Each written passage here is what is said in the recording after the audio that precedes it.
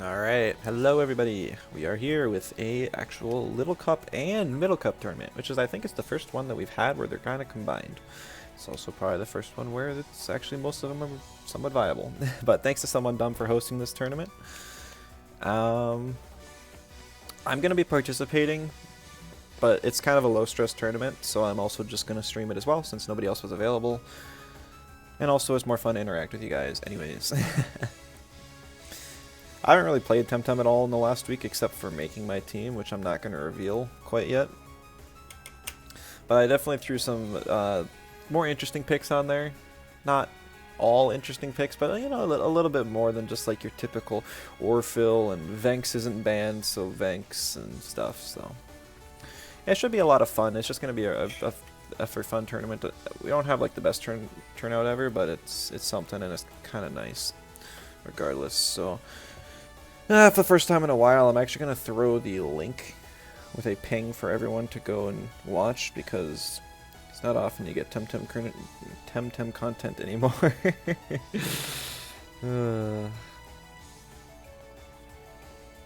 But yeah, so the tournament should be starting in probably like 5-10 minutes. I just wanted to start the stream ahead of time a little bit. It's been so long since I've used this.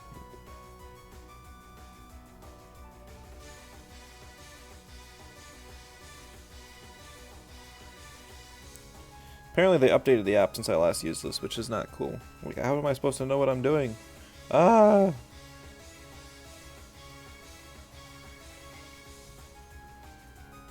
Whatever, I'm just gonna go and copy the link on my elsewhere. I don't even have like a radar or anything pulled up. Is it Luma Week? I think it's like Chamurian Luma Week or something. I could go and head over there.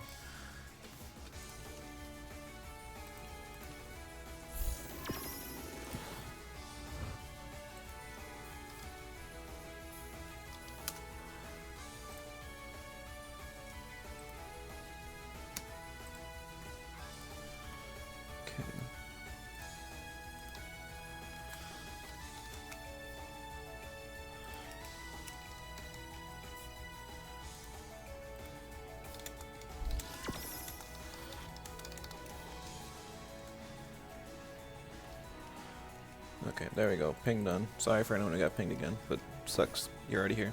Let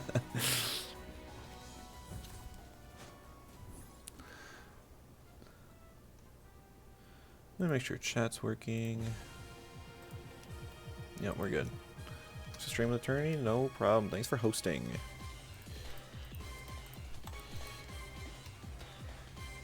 Yes, 45% times 3. If I get a third Luma Platox from this, I am doing a giveaway on stream. Let's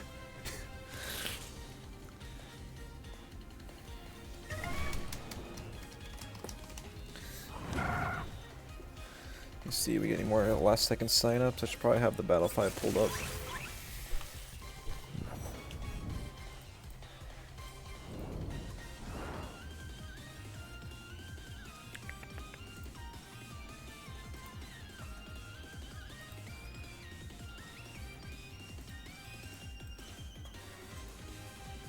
Nice, we got Zach's sign up as well. I guess I probably should lock my team. I haven't done that yet.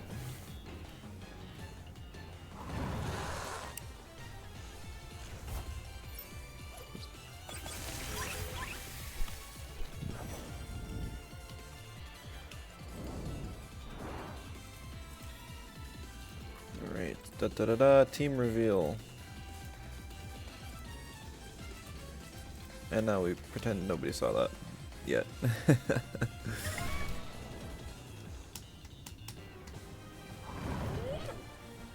actually really weird seeing Chamurian inside of a cave.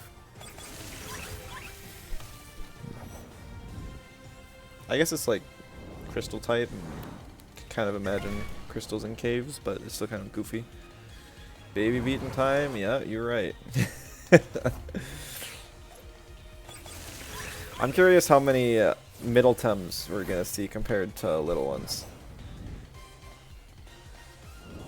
Because my team, I think, is definitely... Yeah, it's 1, 2, 3, 4 middles and 4 babies, so it's literally a 50-50 split.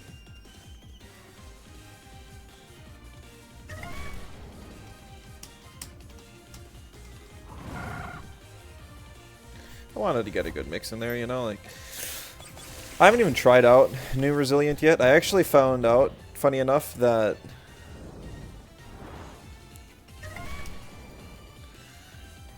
they haven't updated the tooltip for Resilient. It still says +3 speed, and it is +1 speed, right?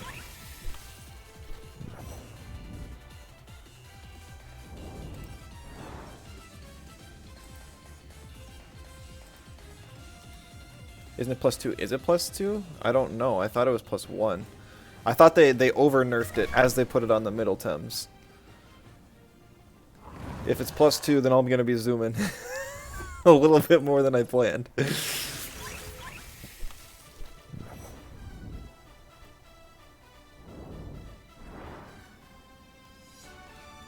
Tem tourney? Oh, because you're basically saying everyone's going to be running Venx, Tental, Midi, Orphil.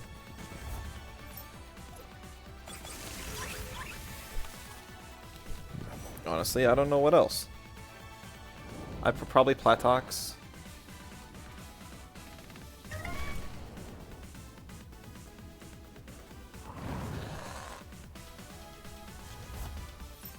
Yeah, I got some goofy stuff. I've only got one typical Tem. Cooking bad, but you're cooking. Hey, it all works. Last second sign up sounds good. I will keep walking back and forth, wasting my time.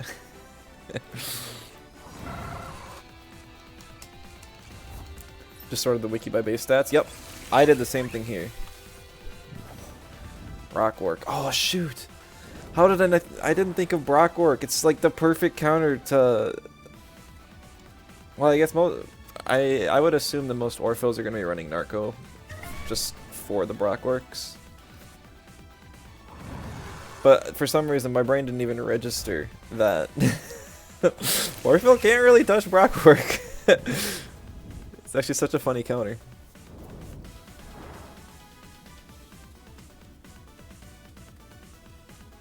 Drought add shot on Brockwork.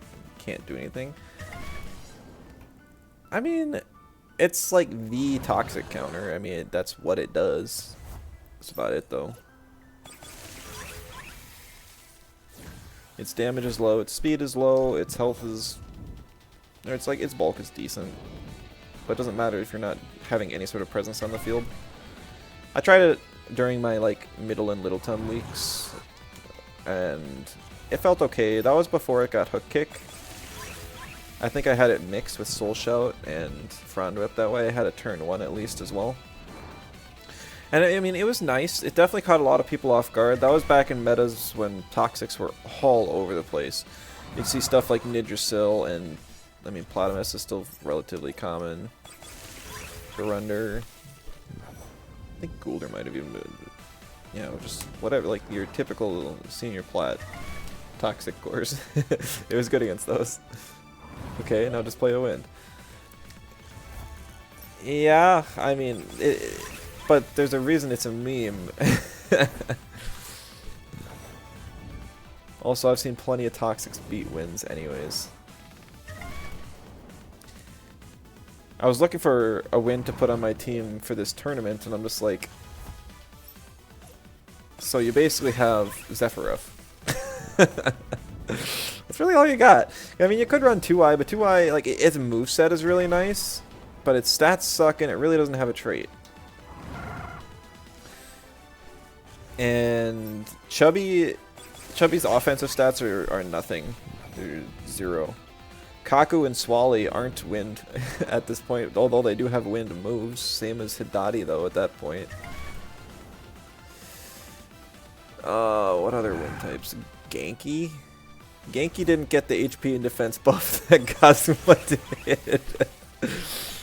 Plus, you know, what you got, like Windblade to work with? Windblade and Tesla Prison? I don't know. They've actually made a lot of middle Tems on par with some fully evolves. Alright. Bracket seated. Up against the Zax round 1.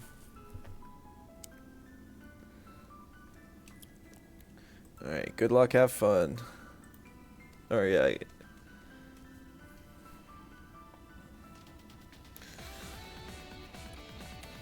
I don't know what it is. If it's best or one or not.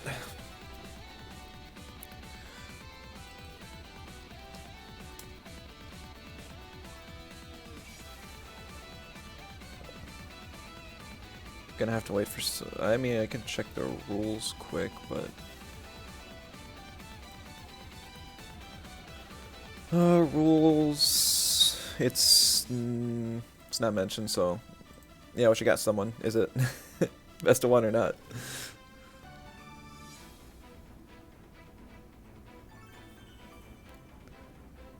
Best of 3?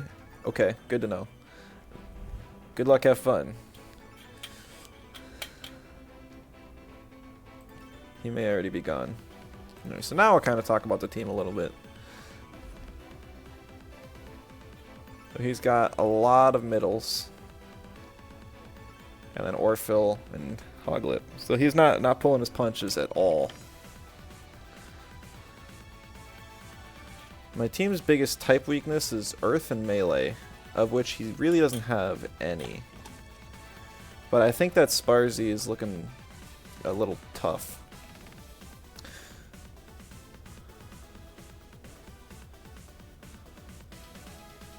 But at the same time, like, if he doesn't ban Cheryl will be in a great spot.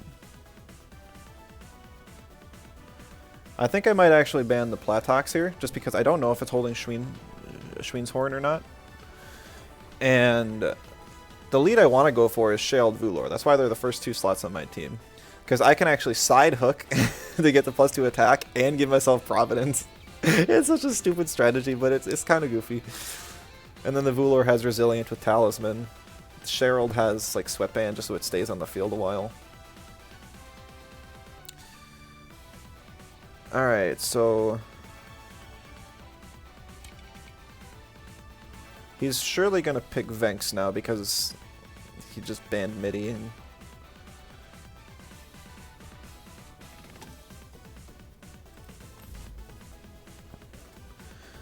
yeah, I don't know if it's going to be Arcane Wrap or Parry or Venks, and that kind of determines what I want to do. Interesting. Was not expecting the Raze pick there.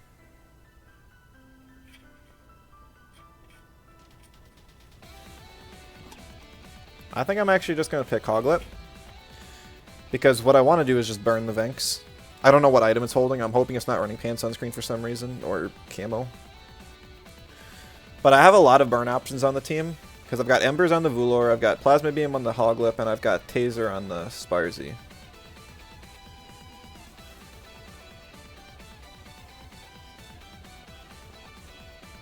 I've got 2 Earths, so Sparzy isn't too bad of a problem. Same with Azurok. If he bans one of these 2, I'll probably look at banning Tental.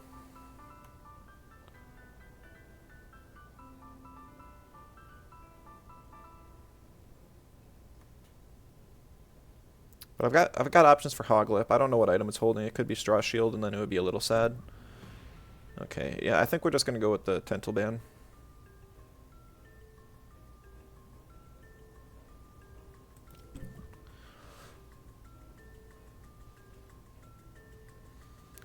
He'll have to pick at minimum 2 more Earth Weeks, so we'll grab Grumble. Grumble's gonna pop off. Alright, so no surprise to see the Orphill.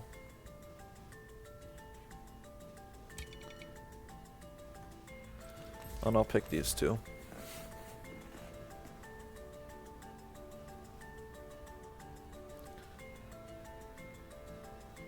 So the biggest problem here is going to be that Venks.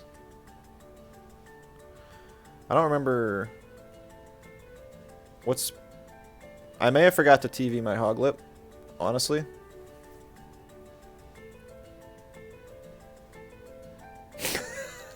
Now that I think about it, I think I forgot to put TVs on the thing. Is it okay if I fix that after this? That's yikes. Everything else should be good, but the Hoglip, I actually don't remember what spread I put on it. Maybe I did. I'm gonna have to check. Because then Hoglip could potentially be faster, or the Venks could be faster. Yeah, I did put nothing in it. Ugh. I'm trolling! Why?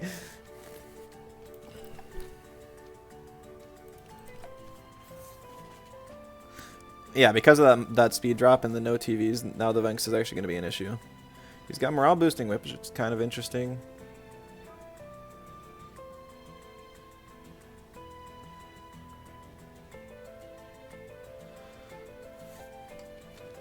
And it's nut bar Venks, just so it survives a while. Fair enough.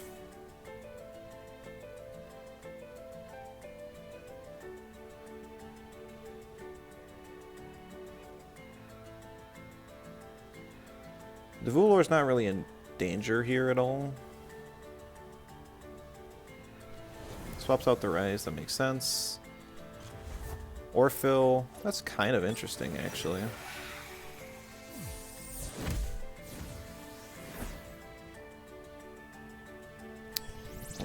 We got it, we got the burn. Or he's just using Headram. Which is, yeah, plenty likely. I don't have any TVs again, but, you know, I do have Hellfire Synergy, so that's kind of nice here.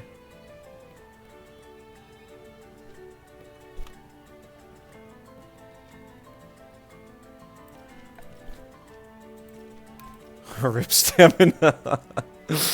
Man. It's funny, you get out of practice for making teams, and all of a sudden you make a new team, and then you forget something, whether it's just swapping an ability, or swapping... or just not putting TVs on something. It's always got to be something, doesn't it?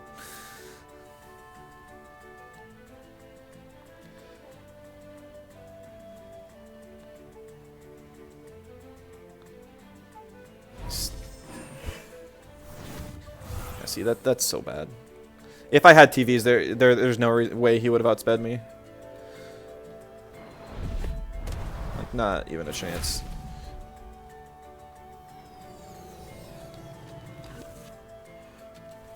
And then... Orphill probably would have straight up died.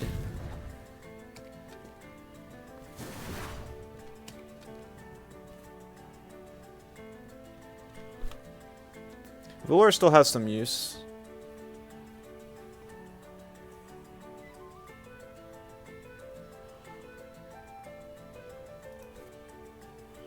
But I don't really know who I want to sack. Thought the ally was supposed to sleep with it.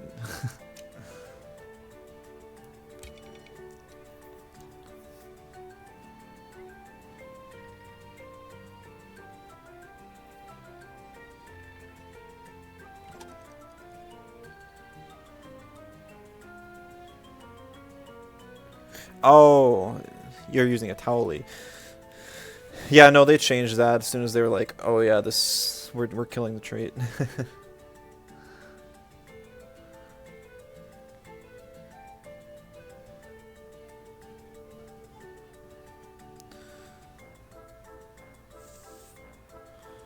Yeah, I don't know. I might just have to sack Vulor here.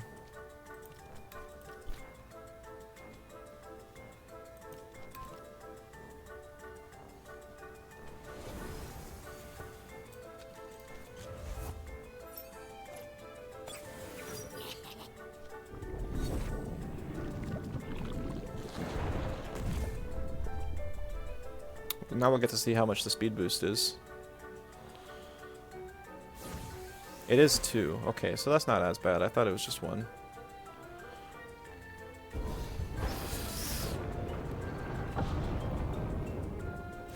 Either way, the text says 3, so...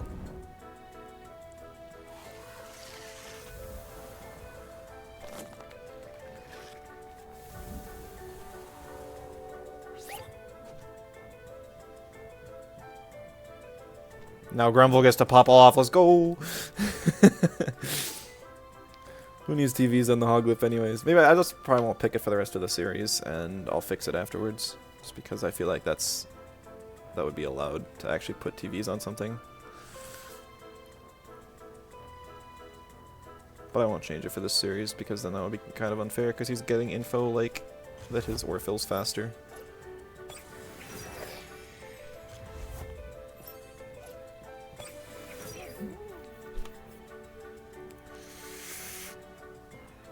Although he'll probably just use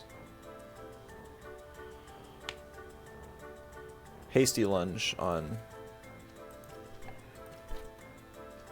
Hoglip and kill it here because I just don't survive anything. No Giant Filings, that's not great either. Yeah! We live!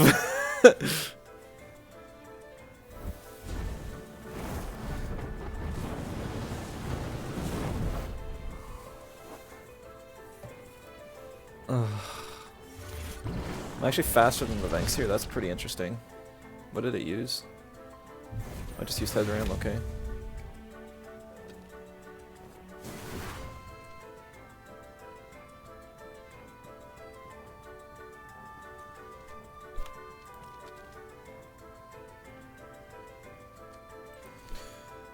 Be about the best time for Sparzy to come in.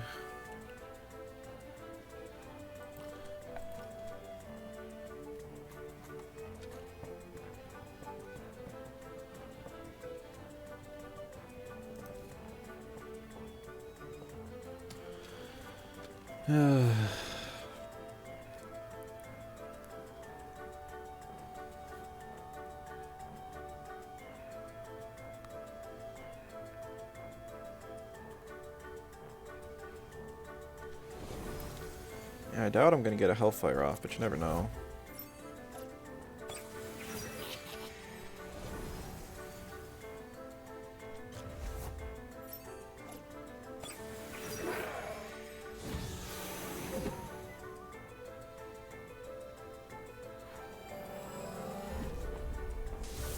Interesting, he predicted the swap, I guess.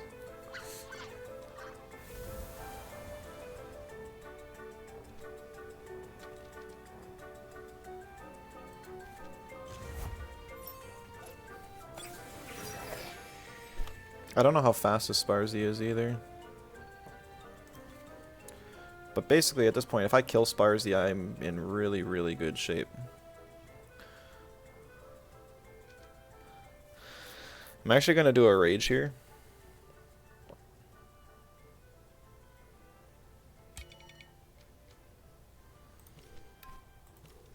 And then a Dust Vortex. I don't think I'll die to the uppercut. It's a non-stab uppercut, and even an uppercut Fire Nado, I don't think I'd die to. Plus, I want to say my Grumble's going to be faster than the Raise, because Grumble's got like 50 base speed, Rise has like 40. He'd have to be speed invested on the Raise for it to matter.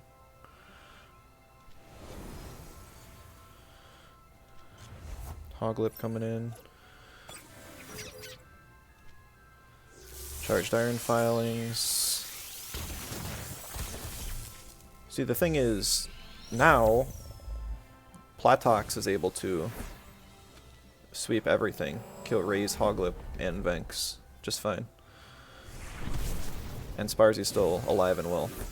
Anyways. Yeah, nice burn.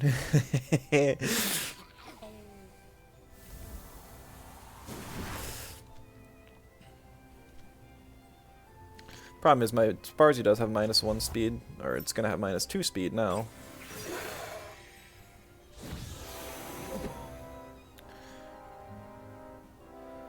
I'm sure this will be a Hellfire now.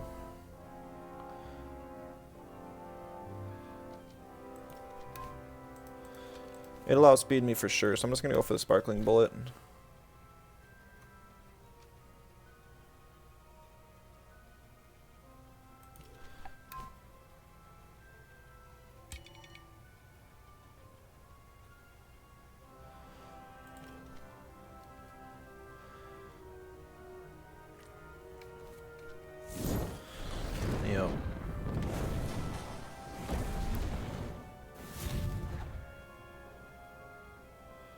Man, it's a max speed raise. Dang. Looks like I should have gone for the hog lip there, probably.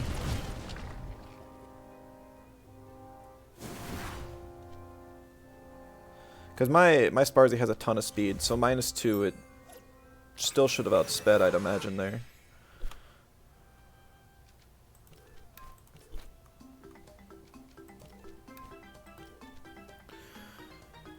Hoglip kind of has to go for Grumble here. Because I can't one-shot the Hoglip with Platox, but I can one-shot it with Grumble. And he doesn't have the speed debuff on Platox.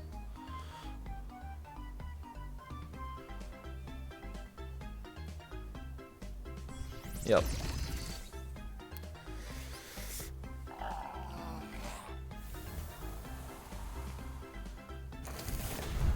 How is he faster than me? I do have TVs in the Platox. I thought Raze was like extremely slow. Did it get a speed buff at some point?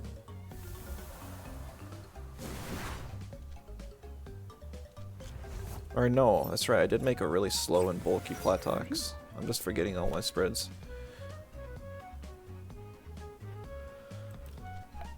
Kinda gotta go for the V-Claws here and hope I outspeed the ninja.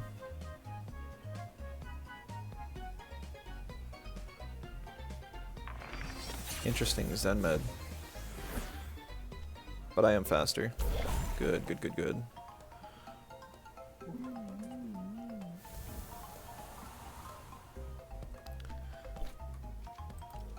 He'll have to kill me in 2 plasmas, and it doesn't look like he can do it. Because I am a bulky Platox.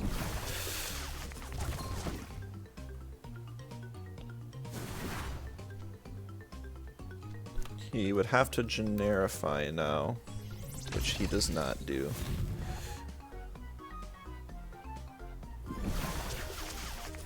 Alright, GG. Who needs TVs on the Hoglip, right?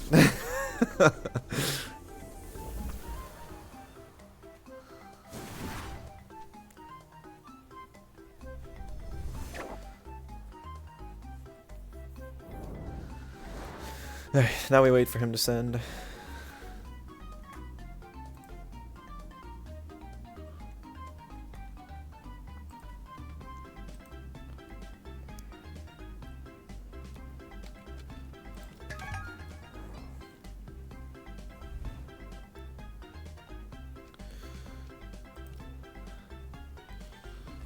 Okay. Let's see what he does this time.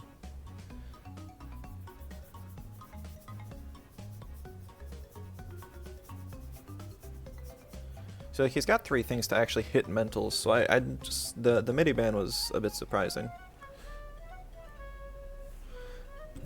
And he bans the Grumble here, which makes complete sense.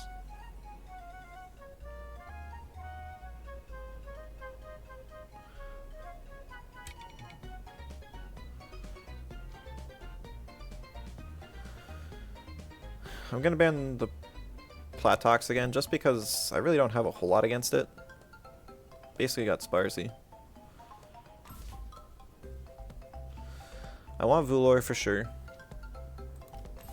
because this team's very weak to it.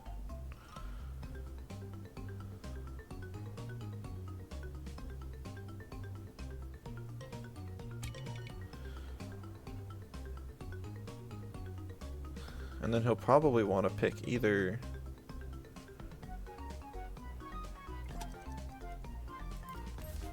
I'm not sure what he'll actually pick.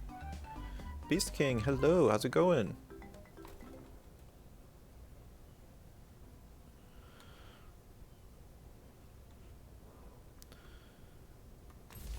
Sparzy, okay.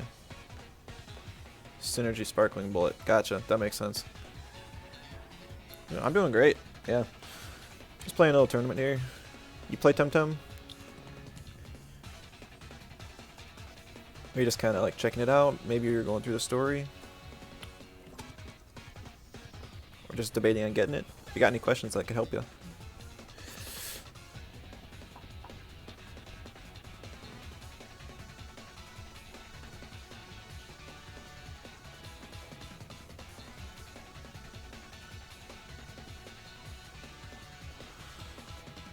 Hmm.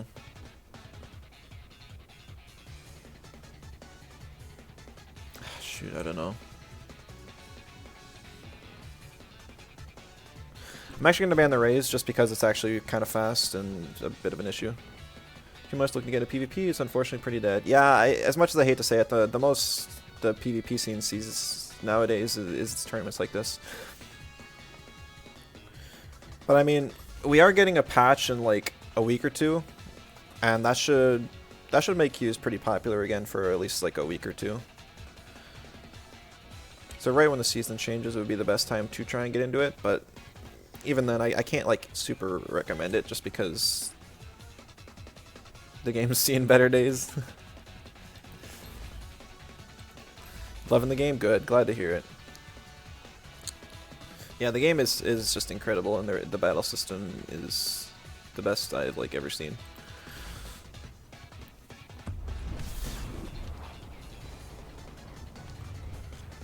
Stacking Avengers dirty. Should have seen that before. I've tried that before. It's okay, but not great.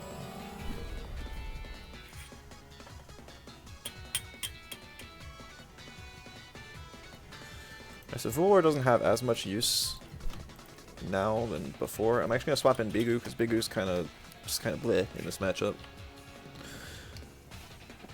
And I'm kind of hoping he doesn't attack Vulor here, but I don't know.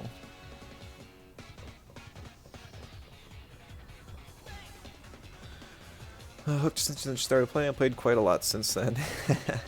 Yeah, most of us here to like still playing in this have probably like around 4,000, 2,000 to 4,000 hours, I'd guess, on average. A lot of us, it's hooked us too.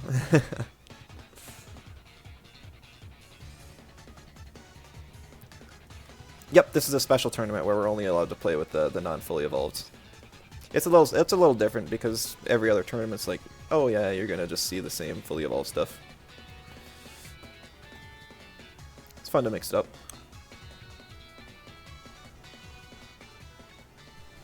Swaps out Banks. Oh, that's so good for me. Into Orphill, that's even better. Except that Bigu is completely useless on this board.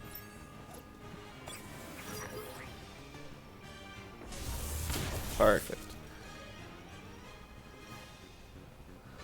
If this kills, that'll be even better. It does. War Drum boost. Let's go. I don't think that mattered, but it's definitely a fast, squishy Sparzy. Trying to build a pro team with 8 perfect Tems. Are you buying them or are you breeding them?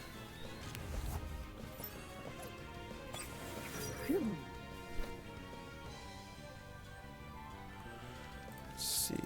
Yeah, I'm pretty fast, but not like super duper fast.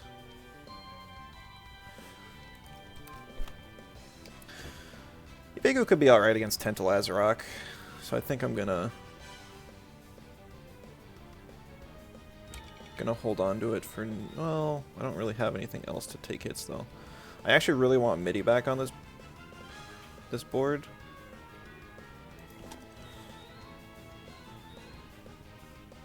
But I don't want Midi to have to take a Nox Bomb.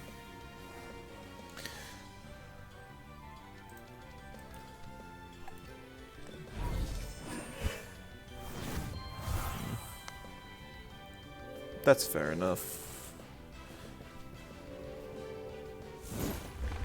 Synergy Aqua Stone, that does 0 damage. I guess I should have clicked Water Cutting. I forgot for a second that I'm not actually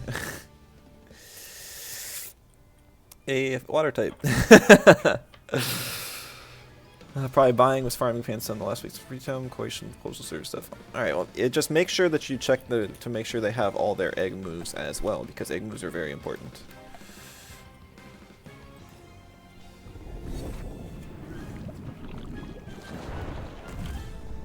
He'll probably head ram me now that I think about it.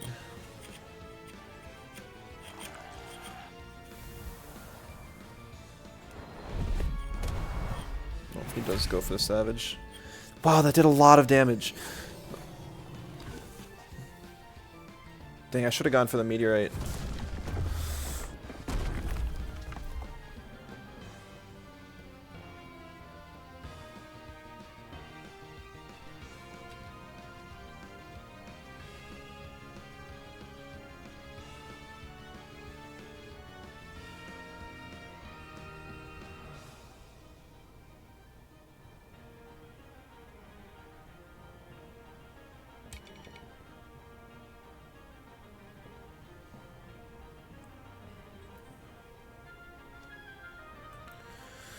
Okay. Any tems that are like S tier and some are really bad, or does it switch in a week with the new patch? Usually the game's really good with making it so that pretty much every tem is viable in some way. Like, we have very few to no bad tems.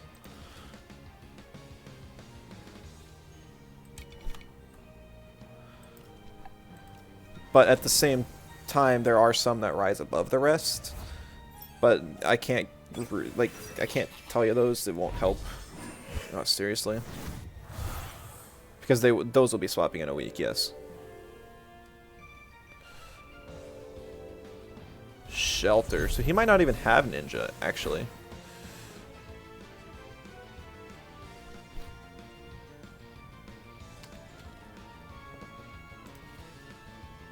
I have max speed on this thing. Just about.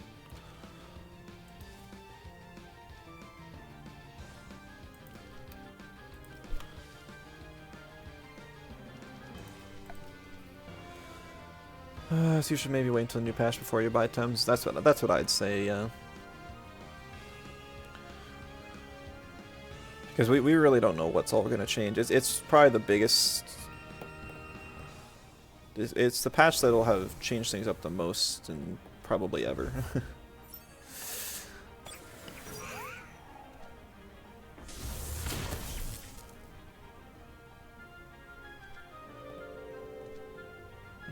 He rested, okay.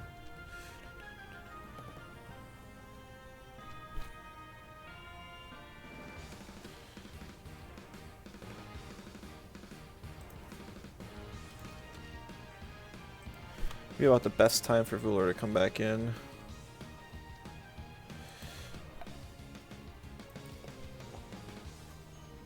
Zorfield's really a pain in my side though. Constant hypnos.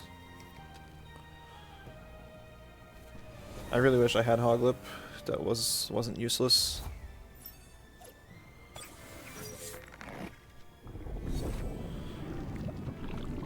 Nox Bomb. Oh my goodness, that still did a lot.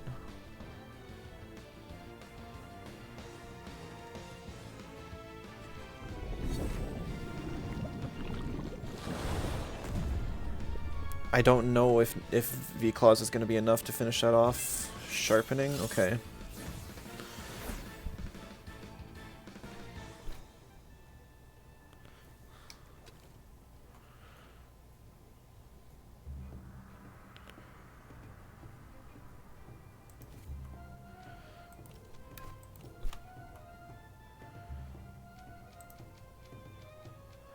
I think I gotta go for it though.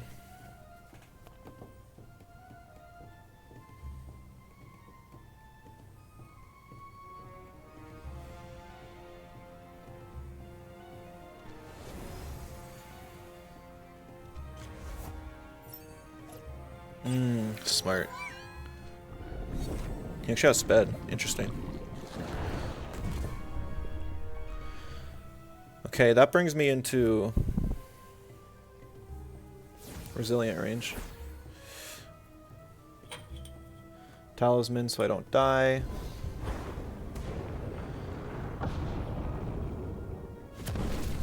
Tental also does not die. Orfield does die. Okay.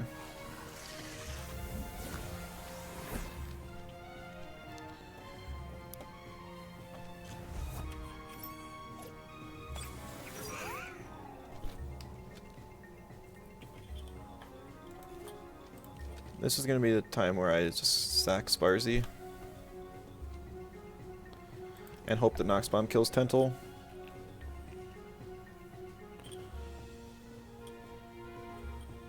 There's also the possibility that it's actually a very speedy Azarok, and the Sharp Stabs will outspeed my Vular. I just don't know that yet.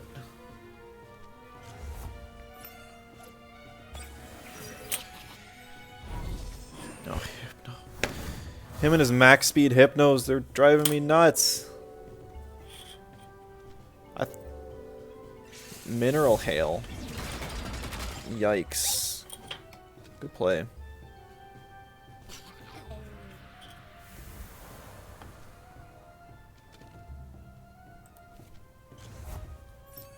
Yeah, I think I lose this round. Gotta respect the sleep some more. And I never got a hook off with Vulor either.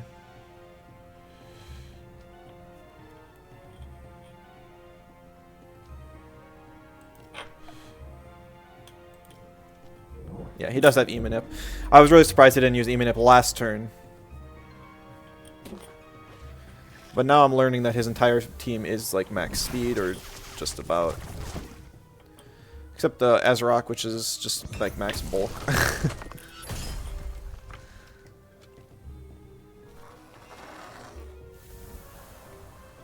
And then now I've learned also that he's got Shelter on his Venks, so he probably doesn't have like Ninja.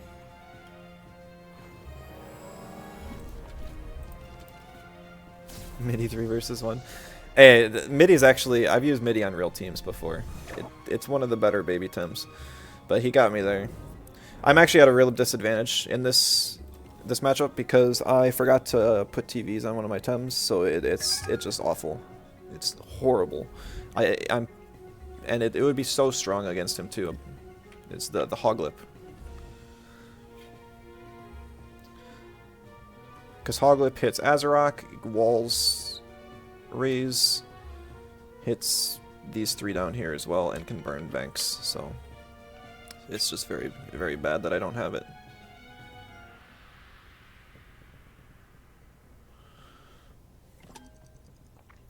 I'm actually going to ban his Orphill just because of the sleep control. He banned my Grumble again, which isn't much of a surprise because he's got 4 Earth Weeks.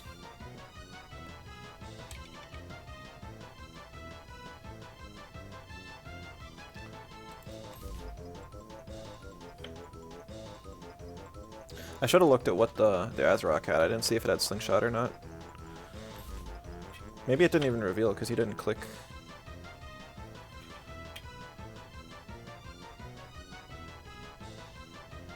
Yeah, it may not have even revealed. Because he didn't click the, whatever move. The, Crystal Tail? Yeah, I think that's what it's called. You never see the thing.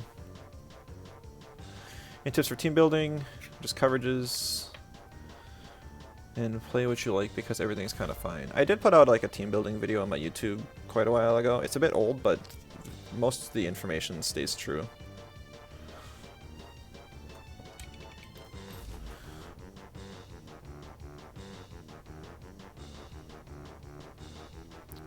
Because I mean, there's a lot to consider when team building.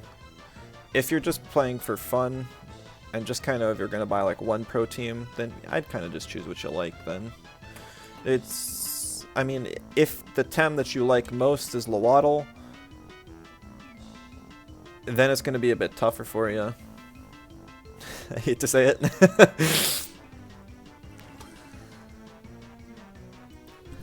But Lawaddle's just an example, but there are just a couple of them that are just like, yeah, you need to play this with specific combos. You can't just play it on any team. But most of them are very general in how they can be played.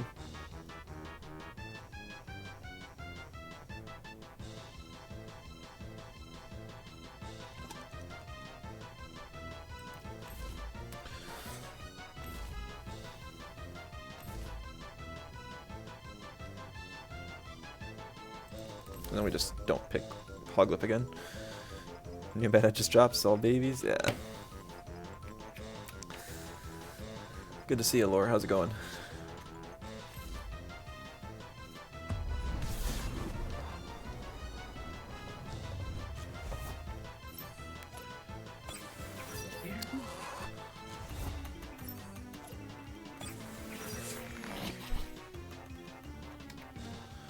Okay, so this is an easy turn. I swap for Bigu and then I use Hasty Lunge because I want OX if I use Hasty when Bigu's on the field. It is Schweinshorn Platox as well. I'm not immediately afraid of Venks. Like, it will be a problem, but I have Midi. He swaps to raise. That's fair.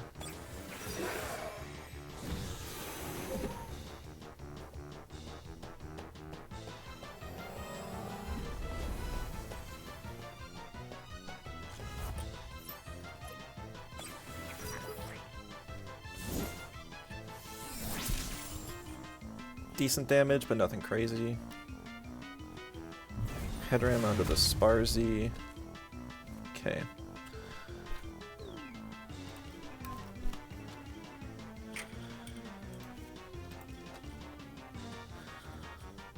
There's a decent chance then that Sparzy actually dies to a V-Claws from the Platox now.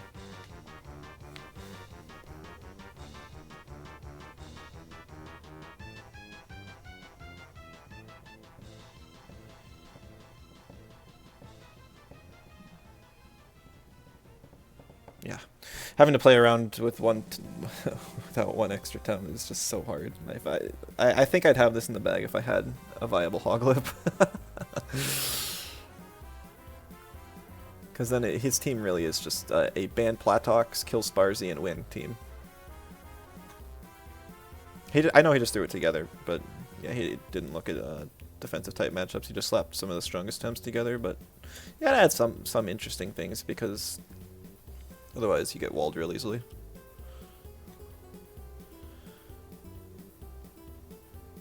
Not sure what he's thinking about much here.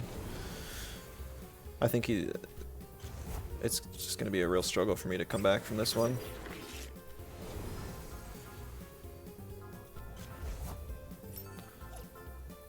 Just woke up from a nap. What's wrong with Hoglip? I didn't put TVs on my Hoglip. I forgot to. Everything else has TVs, but the Hoglip I forgot. And instead of putting it on like in the middle of the series after he gained info from the first game, I just left him off. I figured it would be more fair that way.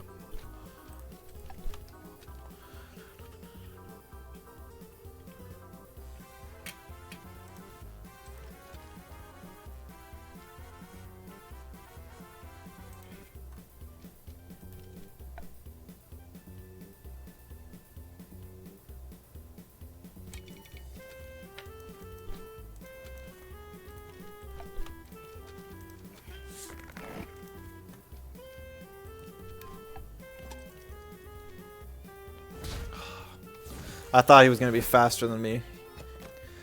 He didn't Hypno? He has high pressure water. Oh, come on. I was not expecting that. So, high pressure water on Tental is honestly terrible. Oh, but he left me alive.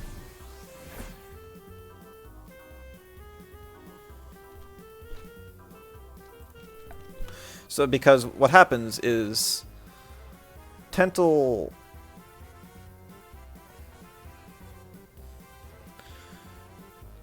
so 2 times damage with high pressure water does the same as Beta Burst, which is Tental's normal move. So it would have to be 4 times super effective for it to get any value, which it just happened to be right here. Question is, can I kill this Tental with Hook? I don't think so, but I'm gonna try.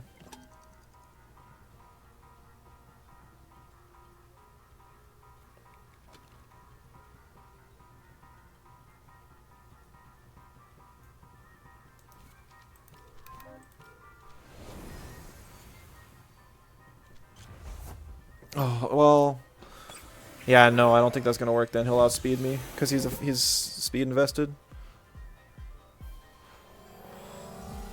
Yeah. I keep forgetting about that raise. If you think with baby Tems that it's just like, oh, you don't have to worry about speed tiering, but no, he's playing his speed tier well.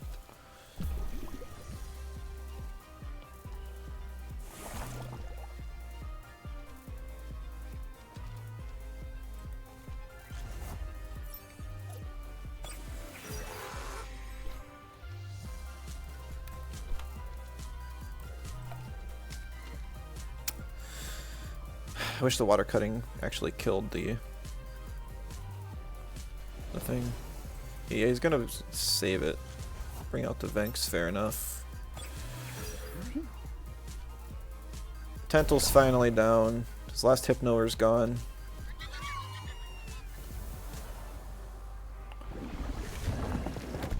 But I am doing 0 damage to the Venks. Literally 0.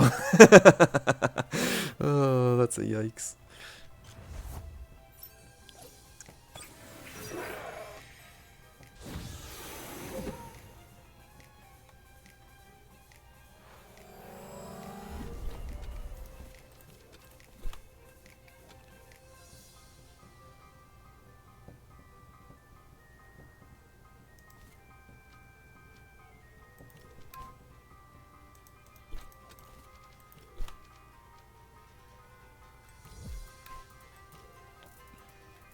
Fiery Heist. Very interesting.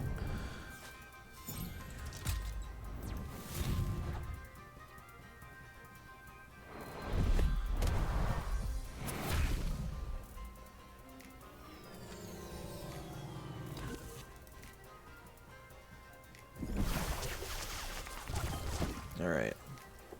Bigu's actually in decent shape here.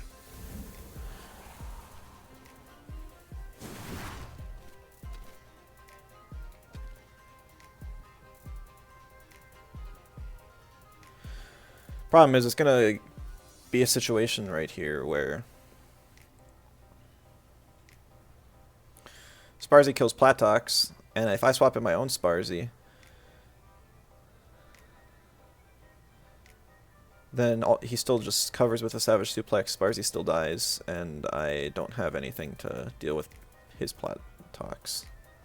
What's the score? 1-1. I beat him the first game, and I'm really struggling without since I'm down a Tem. He didn't. Yeah, I don't know, it's just frustrating, honestly. But I only have myself to blame.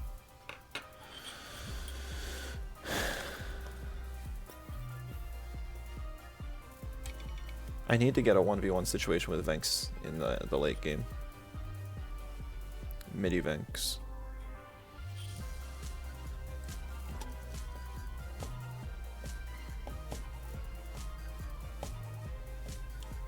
Fix that after this match. Yeah, I just didn't want to change it during the series, because that would feel a little scummy.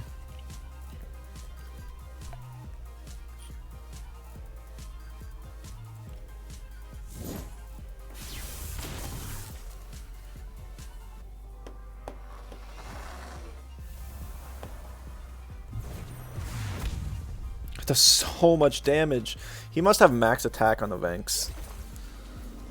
Like, I know Bigu's not the tankiest thing around, but it's still kind of nuts what he's outputting.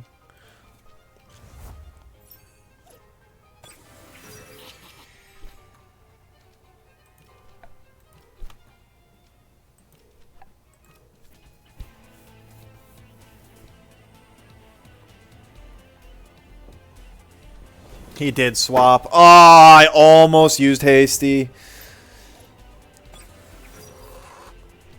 Oh, he does have Ninja.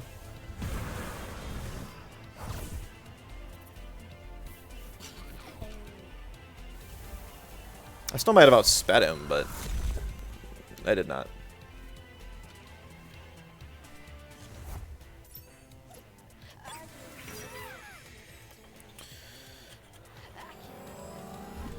Alright.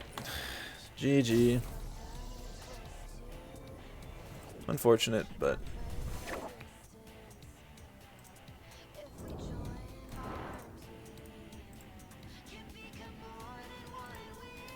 Is anyone else still going for the round? Oh, actually, I just gotta go and fix the spread first. I don't care, I'm unlocking. Let's see, 15, 26, 33. 64. Actually, still a lot of invest. Yikes. 179. What is max speed or fill?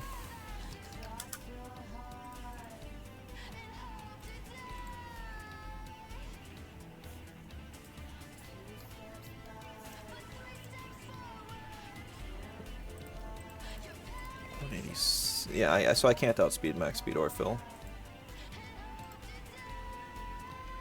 GG's. Yeah, so my Hoglip did not have TVs, so that also put me at a huge disadvantage. I think it would have gone different if I did. Throw max special attack on there for sure.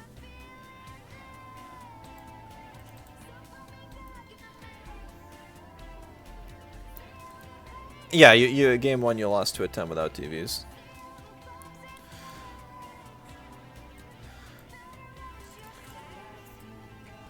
I'll go 200. Actually, what is max speed Sparzy?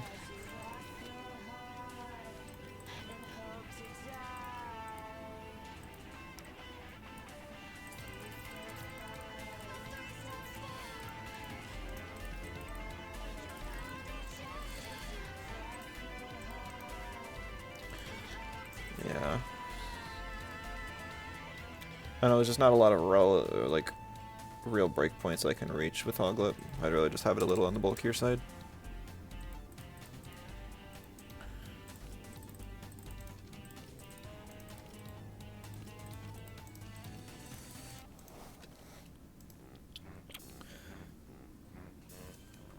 For Sparzy.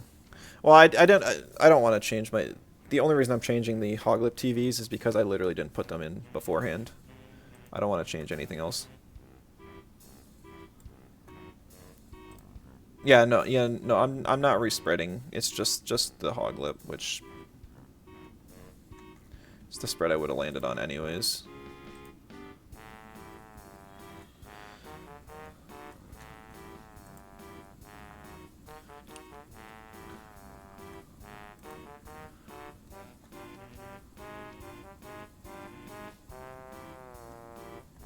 Oh, it's not even a Swiss. It's just a... Okay, I didn't know that. So apparently it's only a bracket, so I'm already out.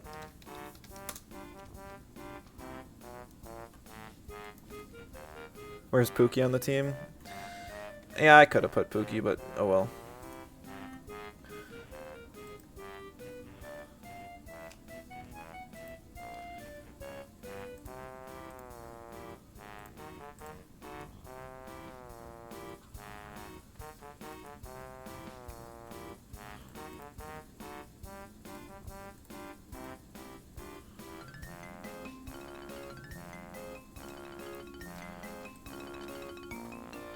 Respreading after getting kicked out of the tourney. I know. I mean, I didn't really care much about winning the tournament, but I did want to play some more games, so for that reason, it's a bit sad. Yeah, I thought it was Swiss too. I didn't even look.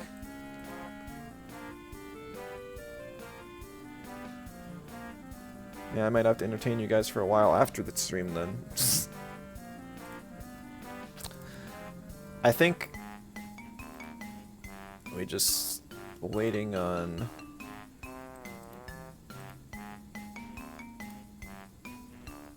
Because it looks like the Ordnance, or I don't even know how to pronounce your name, but looks like their match is over. So the next one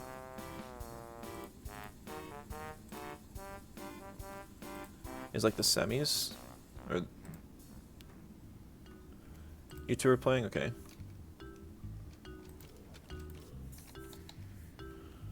Yeah, whatever. Not gonna try typing in a long name. Alright.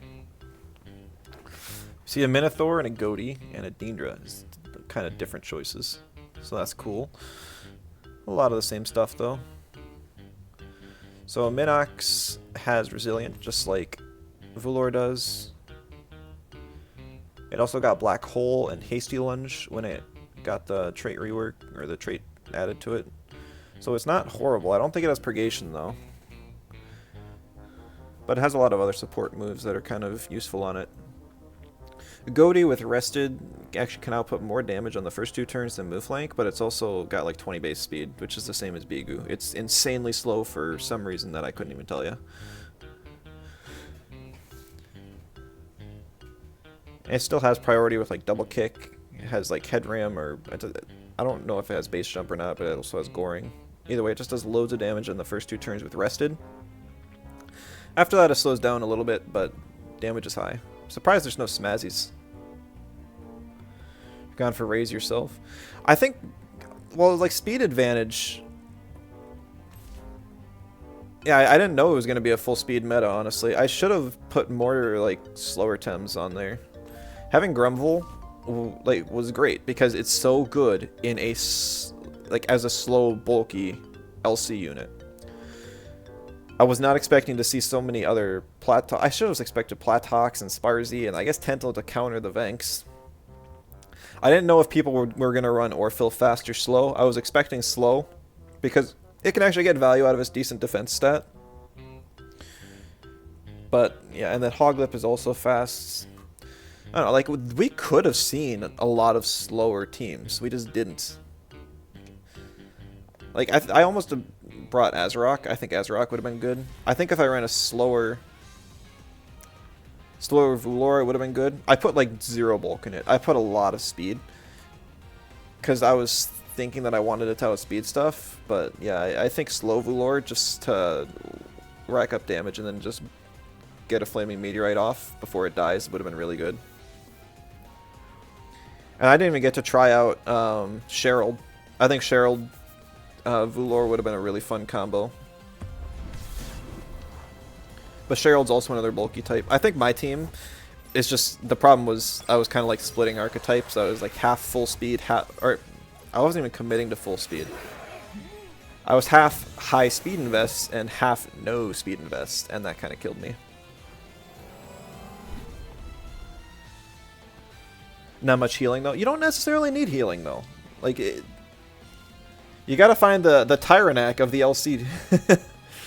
Strange Veg Flat Talks, interesting. No item reveal on the Orphill either. I have a guess at what it's holding. I guess there's actually two options. Don't see a 2-eye or a Zephyruff yet though.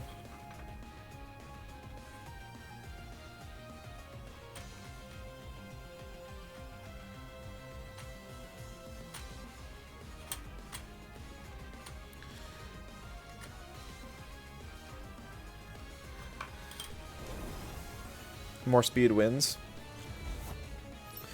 I mean, it definitely depends. Like, if my Mud Shower from Grumble can one-shot every single Sparzy it sees, then it's in pretty good shape. Okay, I was wrong. I was not expecting Doppel Orphill. Ah, that's terrible. People in the disco still get kicked all the time. I thought the Doppel was going to be on the Venks. Putting it on the Orphill is interesting. It's definitely something I was expecting to see a lot of, though. That's why I had two fire types. And why I was considering a wind type. Seeing now with all the Platoxes as well, I think Zephyruff definitely would have been a top tier pick. And I'm curious if anyone on the other side of the bracket brought one. Figured Vinx is eating the band. Yeah, that makes sense.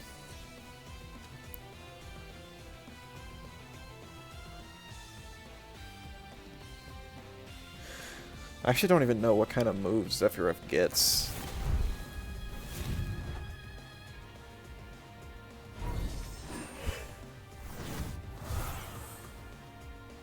So while this battle's going on, I'm going to go check Raise's speed, because I had no idea that thing could get relatively fast. I thought it was 40 base speed. I thought 40 base speed is like 1 or 240. It's not even. Max speed raise is 228.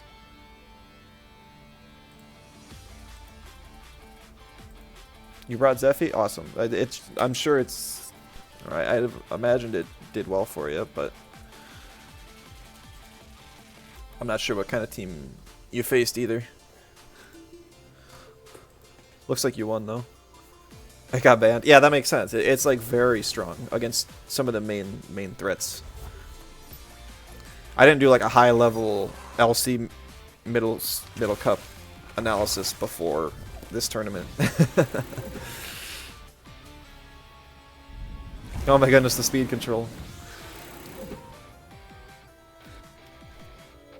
I cannot believe you guys are playing speed control in Little Cup. Like maybe back in the Bun meta, I would have expected it more, but this is very surprising. I guess Platox was a big addition to, and I don't think we've had like them. I guess that's just kind of the addition to Middle Cup, because we never had a Middle Cup tournament before, to my knowledge. I mean, I'm sure there have been some, but most are either Little Cup or just normal. And so a lot of the Middle Cups have gained a lot of stats over time, because they randomly gave Platox almost as many stats as Platamus uses. Same thing with Sparzy. Tental, I don't think they ever changed, but it also didn't need to. It's always been like the most viable Middle Cup. Minotaur, Vulor both got loads. Raise has also kind of just been fine, but nothing crazy ever. You're setting up? Just wait. If you can move. Now you're getting to feel my pain. Aside from the technical difficulties, are we liking the tourney? Yeah, this is great. It's so different because from even Little Cup. It's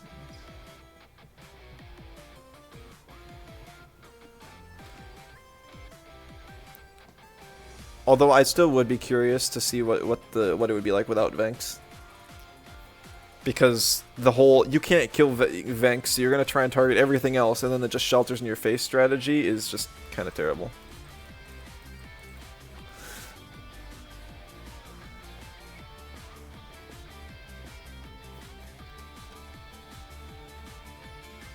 It's just auto mod. I haven't changed the mod settings at all, so it's whatever Twitch decides. I don't swear myself, so I just kind of leave it on. It's not like a rated R stream or anything. I figure Temtem's a game that usually younger people play, Monster Tamers in general kind of are. Even though that's not actually the case, it would seem like it. So just in case a younger kid pops into the stream, I don't want to just be swearing left and right. Not that I do that normally. Yeah, getting the speed drop on the Sparzy and Tental is really nice.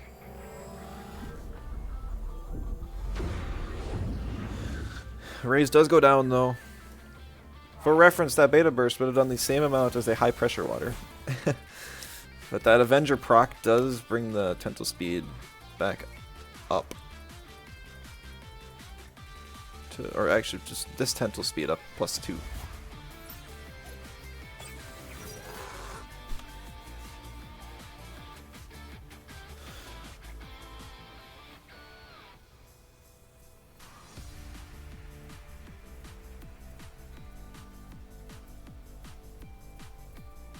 Another thing I missed on my team was energy drink. I should have had energy drink on the Bigu.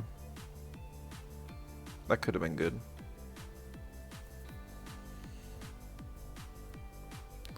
I didn't think about Hypno on Orphil and Tental so much. I actually forgot Orphil even gets Hypno, because most of the time in like normal games, like you do see Orphil sometimes because it's so strong, but it doesn't have the speed tiering that allows it to get a lot of value from Hypno. Just because priority is rampant. But in like Middle Cup here, your priority options are like Hasty Lunge Sparzy, which is limited, Energy Manip Tental, and Venomous Claws Platox.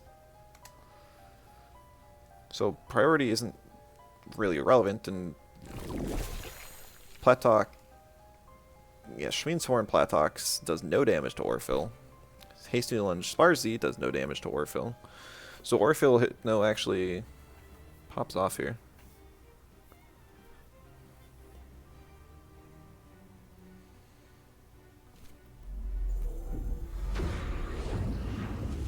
Ooh.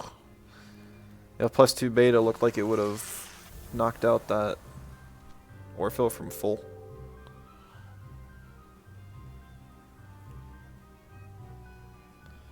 Toxifier, Schweenhorn, Toxifier. I don't know what that sequence of events was, but Sparzy got hit.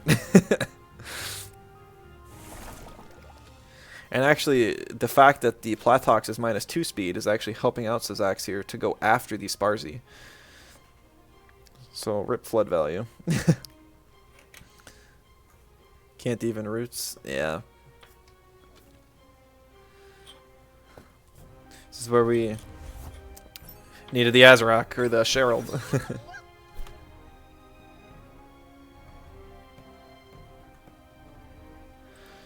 Have not seen a Deendra yet though, so I'm curious what it does. I mean, I know it doesn't, you know, it doesn't even have camaraderie. I think it has like caffeinated and Mithridatism. So it can't be put to sleep, probably. But it may have the toxic trait as well. Who knows? Don't think of a lot.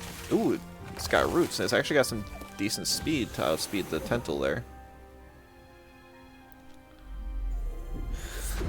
Strange Vest Platox actually working against it there, because Platox's natural higher defense is the special defense, and it was swapped with its defense there.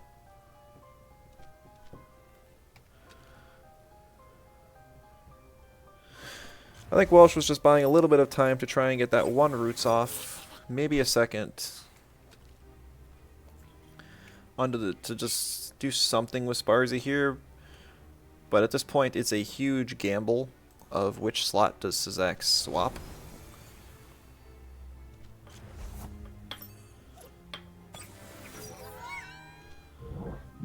Nope.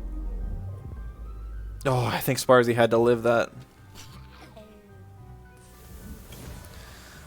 Must be a very squishy Sparzy. He did play to get the Tentle buff himself, but did lose speed that he just gained in the process. Now the Platox can't actually hurt the Deendra real bad because it's a Schween's Horn and all it has are water moves, so Deendra is able to resist.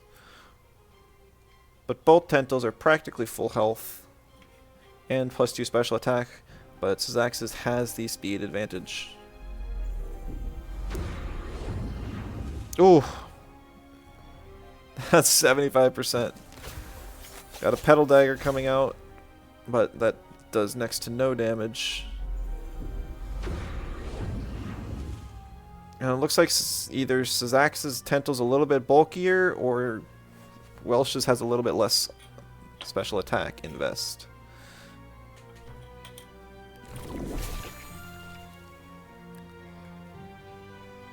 But I think that'll spell game, because without the Tentle to deal with the Venks, there is nothing that Welsh can do, even if he manages to take out the buff Tentle, and even if Platox can't hardly hurt Deendra.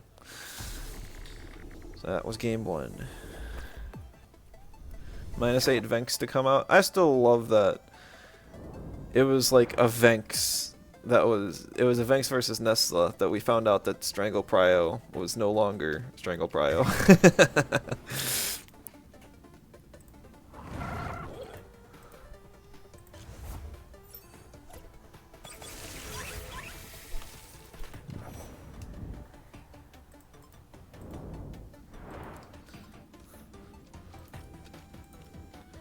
Back end. Wonder if we'll see any band changes. We do see the Rise band out. Yep, so that's already a big change because Welsh wants his speed. As we can tell, both players are trying to kind of have the same general speed tier of kind of on the faster end. And Raze really helped Syzax get the edge in that last fight, even though both Platoxes do have Flood as an option and are both still in the game. Syzax did not want to deal with the Venks though, and so he knocked it out right away. Surprising to see Welsh lead with a Goatee when Tentle is still available, and we do see it picked. Now, it's possible that Welsh calced his Goatee to live a Beta Burst from a Tentle, but basically anything following up on that will cause issues, because Goatee will not outspeed, probably even with Prio. Zeno Baby scaring you? Yeah, the Zeno line is definitely one of the lines I am not a huge fan of their design, because not only are they plain, but they are also humanoid, so they don't super look like monsters, and it just looks like they just glued on crystals. And yeah, the rework of how they look is just not very appealing. So the one disadvantage also with bringing in Goatee on the lead is that rested procs at the start of the turn. So if Goatee is to swap out, it will completely lose the turn of rested. It'll still be able to have 1 for the next time it comes in, but it will lose its first turn of rested, which is part of the reason why you run Goatee. But just in general, having a Tem that's not weak after the Tentle is removed from the game could be valuable in itself. So maybe that's what Welsh is going for.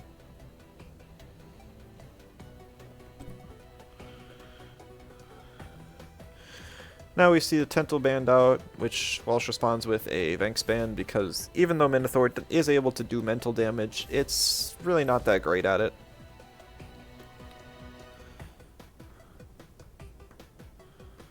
He only has Black Hole, which it can use every other turn, and really doesn't do that much damage. He also has no Earth types for Black Hole Synergy to wipe the buffs from a Shelter.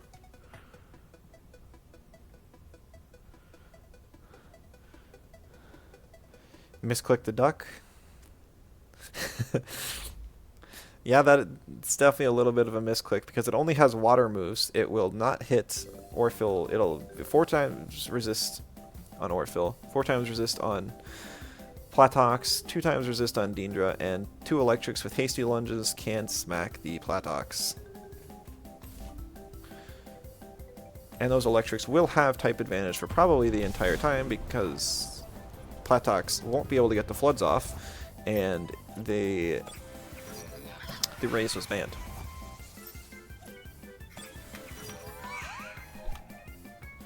So there we see the rested proc. I don't even know what Goaty's other ability is. I think it's plethoric. Yeah, I think that's it. Which is kind of silly why you'd have a 30% speed boost on a Tem that is one of the slowest in the game, but you know. Reasons. Other side of the bracket, still round to 1, so you'd have to wait a while if you win this game. Yeah, I think they were sorting out some sort of an issue or another.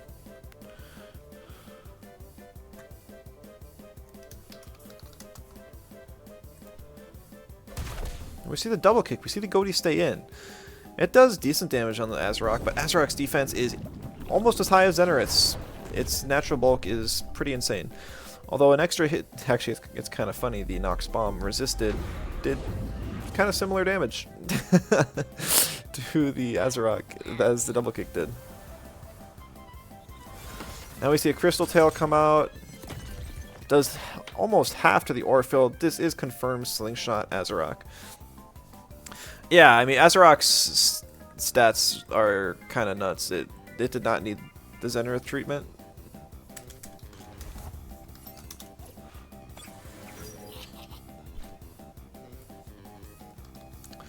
We actually see a Sparzy come out in front of the Azarok, which is very interesting.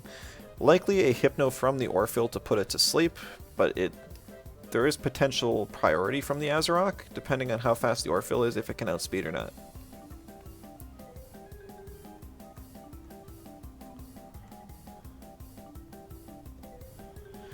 Yeah, and I'm just looking up Azarok's stat page for fun. Azarok only has 9 less HP, 16 less defense, and 6 less special defense, which, like, those stats are relevant, but in a Middle Cup tournament like this, the bulk comparison between Zenith and Azarok is very close. It's very... yeah, it's kind of nuts how much... And then you also get the strongest physical move that Zenith has. Like, all of them. You get Sharp Stabs, Crystal Bite, and Crystal Tail. All when you're... oh, and Mineral Hail when you play Azarok. And you can have self-buff with Sharpening. So I think, while in a normal, like, fully evolved match, Zenith would be the better option pretty much every time, just because of the higher stats. In a situation like this, it's probably like one of the best and bulkiest Tems in the entire thing.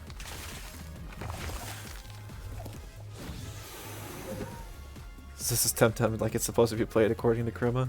Oh. You see an uppercut. Oh, just barely enough, taking advantage of the last rush boost and the War Drum. Had either one of those things not been in play, then that turn could have gone very differently. And the roots from the Orphil can't be ignored either, covering for a potential Sharp Stabs from the Azarok, just in case.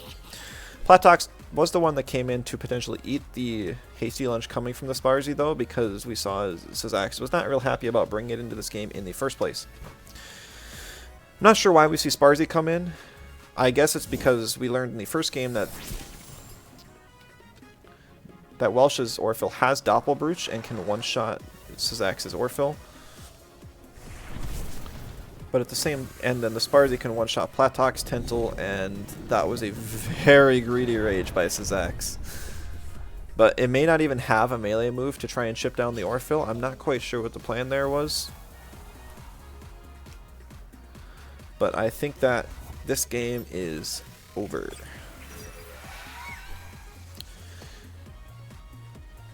The Tental would have to live the Hasty Lunge, kill the Orphil with a Beta Burst. Orphil would have to one-shot with a Nox Bomb. And that would still be really tough, because that Minotaur, or the Minox still has Resilient up, which means it always lives at least one extra hit. So now it is 1-1.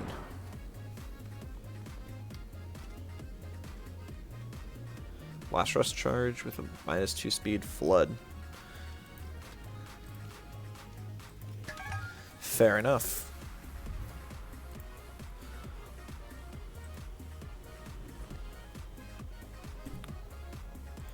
Alright, immediate Venx ban for Sazax. Now Welsh is going to take out the Azarok, knowing that it is quite bulky and it is a threat to a number of members on his team. With no fires or earths to counter Crystal, it makes plenty of sense. And with at least one mental available to knock out the Goaty, which is his neutral damage dealer. However, that means that the Rise is able to come through. Welsh trying to threaten it out very quickly.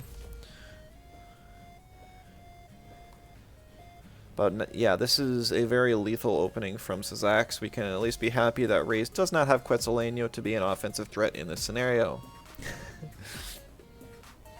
Not that it probably would be anyways. People would probably still run Ember just for the burn support. I imagine that the Raze will be swapping out immediately, just so they can get more demoralized value later on. But that does mean that something's going to have to eat a hit from both of these. So we see the Hoglet banned out. Which is kind of surprising, because there's a water, an electric, and other electric available. But I guess it's because Welsh will probably never have speed advantage when he wants it, because that Rise exists. And then Orphill banned out, which frees up Sazax to bring his Orphill, because he doesn't have to worry about the Doppelbrooch one-shot. And Welsh has no winds or fires on his team.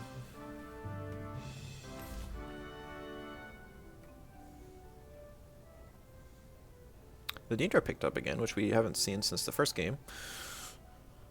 Very interesting, not quite sure what it's going to do, especially into an Orphill and a Raze, but maybe it's just a counter speed control with his own roots option, if needed.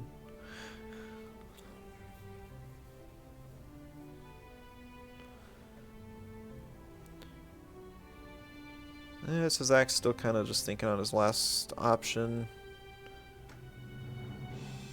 I'd be a little surprised if he doesn't go for Sparzy here, because Sparzy is able to threaten out the Platox and the Tental.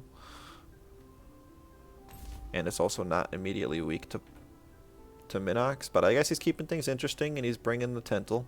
Like Tental can still pop off, especially if it gets an Avenger. I guess the main thought is I'm assuming he's bringing Tental exclusively to threaten out the Goaty pick, which I'm a little surprised that he's scared of. Because Goaty will be slow, and we saw its damage output on the Azarok earlier, and I know that it's one of his bulkier Tems, but it didn't look like it would even be able to one-shot one of his squishy Tems.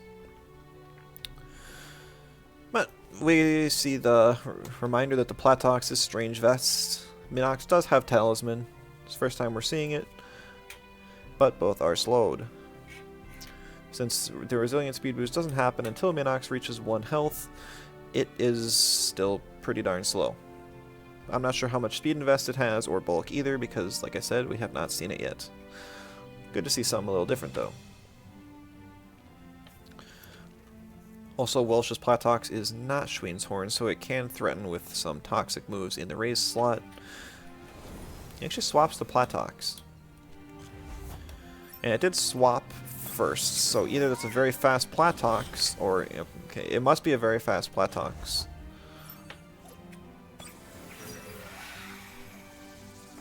See a Sparkling Bullet on the Venx. No taser, so no chip damage and no damage reduction. But look at that. Neutrals against mentals, everyone.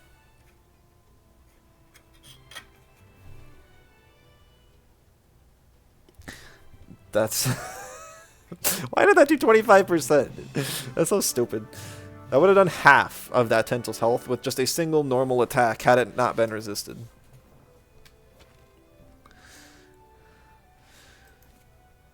So now Orphill's on the field. Can't threaten with a Hypnosis on either slot. However, it'll be more than happy to just throw a Nox Bomb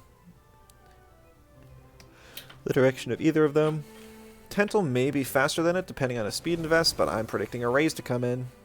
There comes Raze.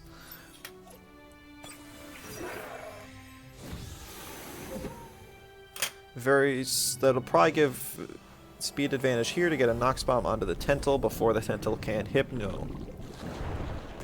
Based on how much damage the head ram did, there was no way the Tental was ever living that. So rip Tental, Vinx now gets to roam pretty much free because Minox is just being ignored. This will just be some chip damage, probably like 20%, maybe 25 on the raise. Okay, almost 30. Probably a high attack invest on the Minox then. Vinx wins the 1 versus mental. Yeah, I know. It was a very squishy Tental.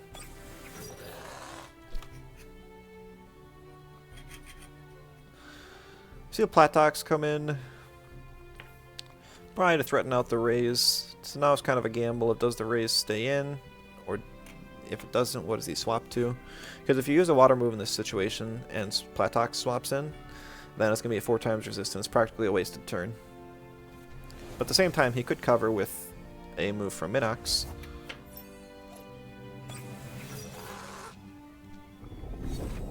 But he's still going to be taking this Nox Bomb here, which will do too much.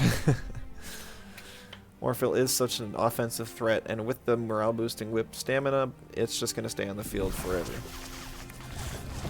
He just makes sure to cover for both, probably hoping that the raise stays in for some reason, just so he can get that damage off on it, but Sparkling Bullet doesn't quite kill not having Synergy or Slingshot because he does have the Talisman. So that makes it very tough to deal with.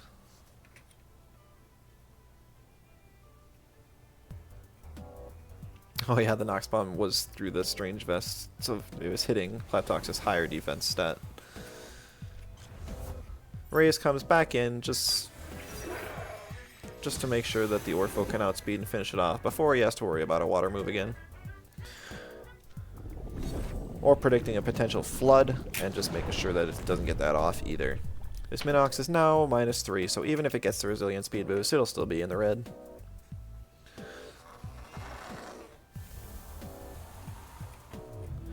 See a black hole from the Minox. Getting low on stamina, but surprisingly it has not OX'd yet. That does a lot of damage to the Orphle. This is a very high attack invest Minox and a 0 invest Orphle.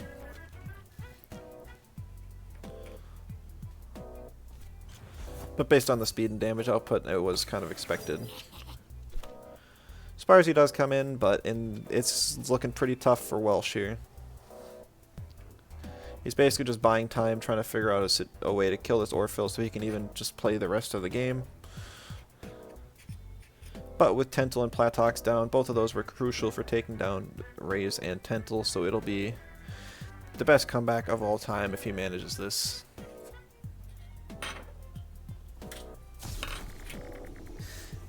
But quite honestly, it is not worth it. And so that is Zax with the 2-1 over Welsh. GG's to both players. It's like on the other side of the bracket, the Ordnance and Hiko match has started. Lots of Umbras on this side. We see an Osakan, Zephy, awesome, good stuff, and then Grumvalvulor, I love it, and then Deendra as well. Slingshot on the Orphle, love to see that. Double screen on the Sparzy, potentially bulkier. +4 defense and King's Roar. I don't even want to know. I forgot King's Roar entirely. Alright, so it's Osakan and with like no health left, and Orphle against another Orphle and Sparzy with very low health as well. I'm not super familiar with the Osakan changes. I know it got some stuff. I know it's got like parrier as an ability, and I also know it has like paper special defense. Inductor on the Sparzy instead of Last Rush for just that little bit of healing. It is a flat 8% every time an electric move is used. Orphle lives sharply if used to take out the Sparzy. So that'll free up the Zephy, Platox, and Tental a little bit more. Kind of surprised we saw it sacked here, but maybe there's a plan. Zephy is probably physical with War Drum, but may even have a special move just for priority reasons. Because I know Zephy gets Gust. I'm sure it gets like Feather Gatling. I think Gust and Feather Gatling are its 2 egg moves, and then it gets Nox Bomb and Venomous Claws. Don't know what trait it is yet. I know it has Toxic Affinity, just like Orphle here, but also Air Specialist. We could see it come in here, considering it resists Grumble and Deendra as well as the Orphle. But Vulor is still alive and has Resilience unprocced. We see the Grumble come in. Kind of dangerous considering that is a Slingshot Orphle. But I do believe... Actually, they're both Slingshot Orphles, but I do believe that the Orphle on this side is faster.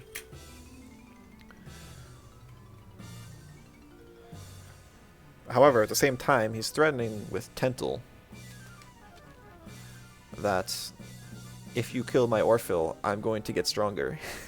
Which is a very good threat, especially in something here that can't put an immediate damage threat onto either side. A little surprised to see the energy manipulation, because on the case where the Tental was not, or was actually slower than the Orphle, then the damage boost from Avenger would be on tempo. But I guess he was predicting the Hypno and just wanted to get the Orphle's stamina down, as that would be more threatening since he was not getting the buff this turn. So that was a great play to just chip down the Orphle, and now I can't even stay in to click a move, except maybe Roots, but even then I think he would OX in this range. Most Orphles don't invest any amount of stamina, surely because they naturally have a 3rd turn rotation due to their cheap move options, especially a Slingshot one. Maybe still going for the Slingshot Sharpleaf. I guess that's like 11 stamina. No, he goes for the Nox Bomb. He really wants this Tental out of the game. That's kind of surprising.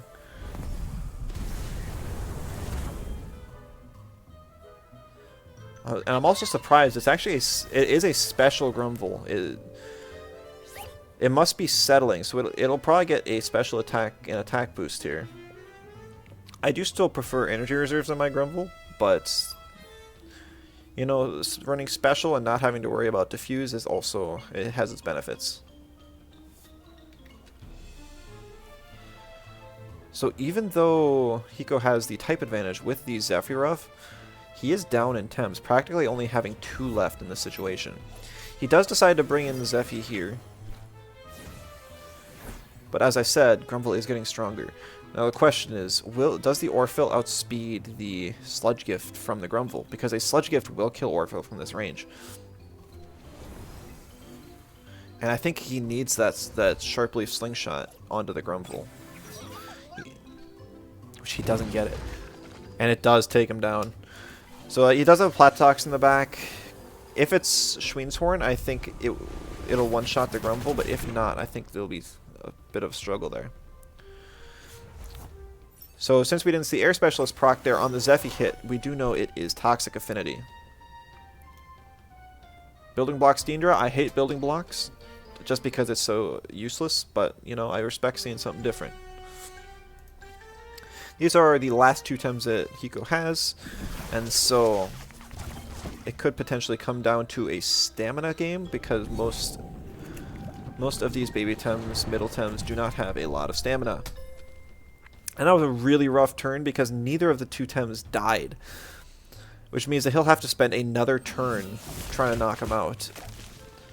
And that was a nasty front whip. Oh, and a Petrify. So that Platox, not only is it relatively low health now, but he can't even move.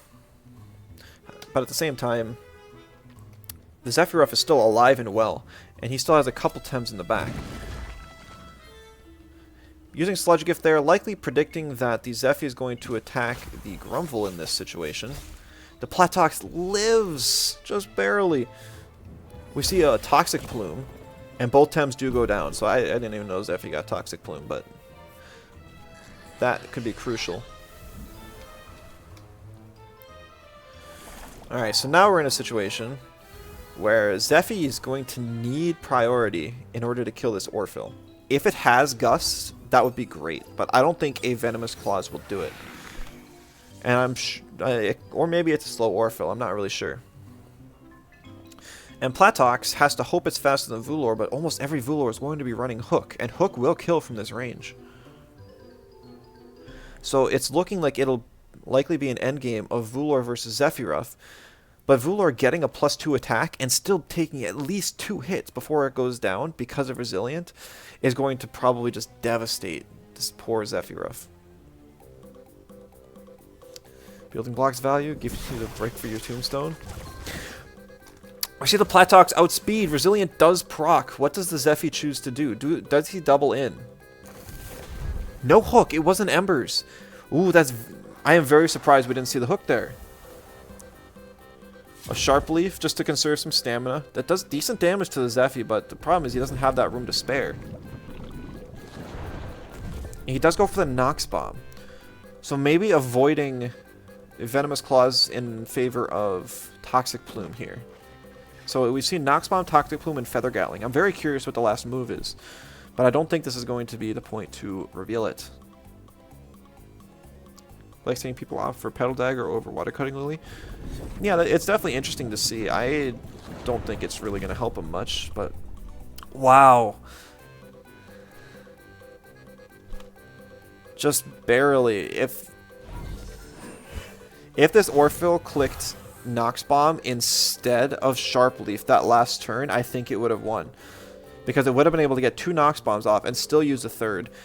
But the difference between the Sharp Leaf and the Nox Bomb is going to be just enough that the Zephy will survive, come back, and be able to kill the Orphle.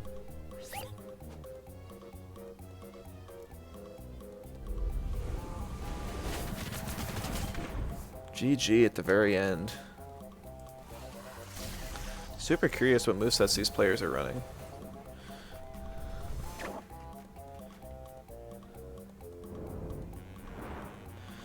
I'm not sure what game that was because we stopped in the middle of it, but I wouldn't be surprised if that was just game 1. So maybe each player was just gathering information against the other, and that we'll see them utilize the info that they gained in the future rounds.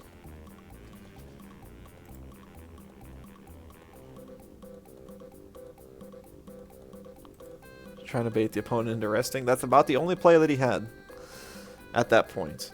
And I don't even know for sure if the difference between Sharp Leaf and Nox Bomb would have killed, but it was probably pretty close.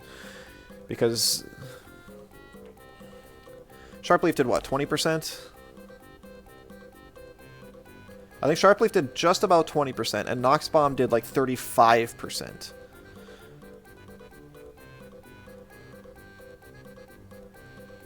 And it survived with like 14%. So I think by 1% using an extra Nox Bomb would have done it.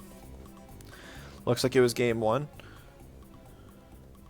We don't know that for sure, but we do get to look at each player's teams now. So pretty standard stuff over here. I guess we do see the Grumble, Deendra, and then we see a Paharak, which is new today, and then we see a Brockwork on Hiko's side. Is also something we haven't seen yet. I'd kind of like to see another game by the Osakan. Something interesting is, I think Osakan still has Clayball, right? I know it used to, and that was always...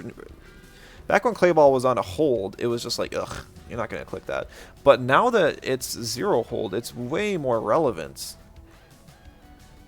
And all the speed control lovers, I'm a little surprised we didn't see them run that. But maybe they removed it. I'm trying to remember. They did not. So Osakan does still have Clayball.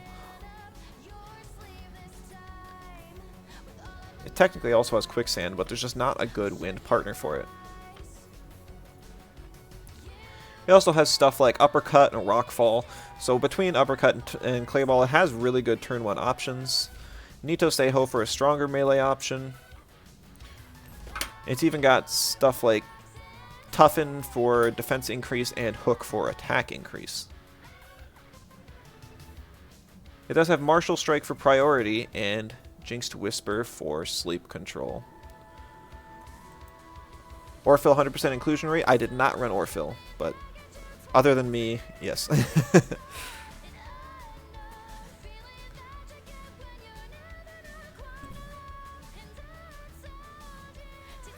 I also did not run Venks, so there is I think Platox might be 100% inclusion rate. So I didn't run the 2 best times. Yes, and I still beat you the first round, even with one time that didn't have full TVs. No, I don't think my team was bad, even though I didn't use the top tems. You won best of 3. Yeah, because I couldn't pick. Nah, yeah, you did.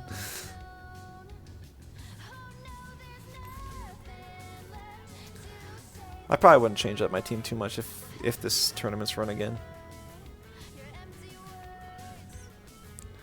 I might try like a bulkier team next time if I do anything.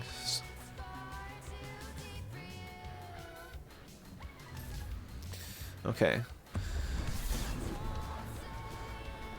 So I think Osakan is just really strong here. I'm surprised that we saw the Sparzy. And even Venks can't do too much to it, because I'm assuming the Osakan is going to be parrier. It does have Reactivile, just like most Osakais like to run. And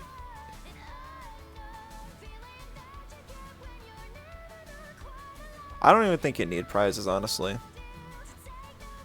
I think we could just have something like this weekly and people would do it. Although it is next... It's a good thing to do right before the patch changes, though, because nobody wants to play the normal stuff anyways.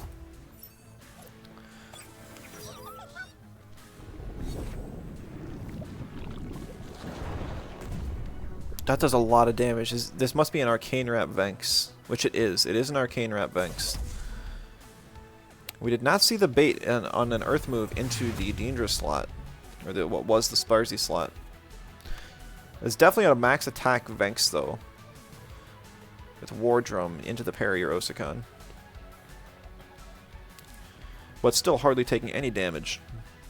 We do know the Deendra does have Frond Whip, so it can hit the Osakan. I'd imagine it actually lives, though, because Deendra's attack really isn't that great. With the Venks down, Tintle has less value, though. I'd imagine Osakan is saved here.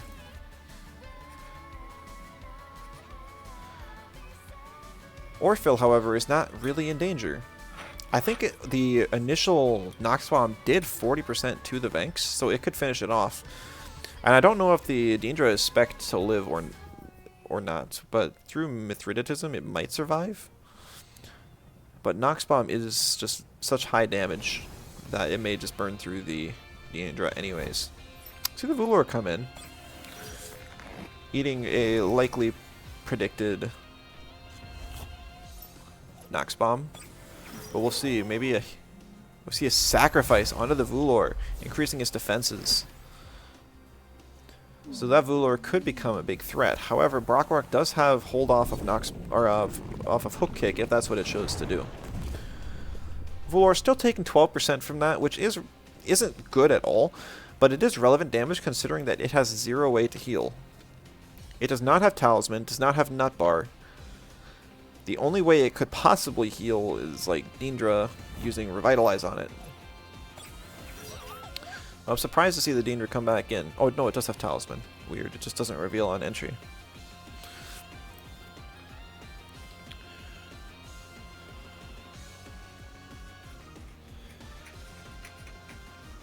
So Vulor does not have a very strong turn 1 or even turn 2 fire move. Best it has is Embers.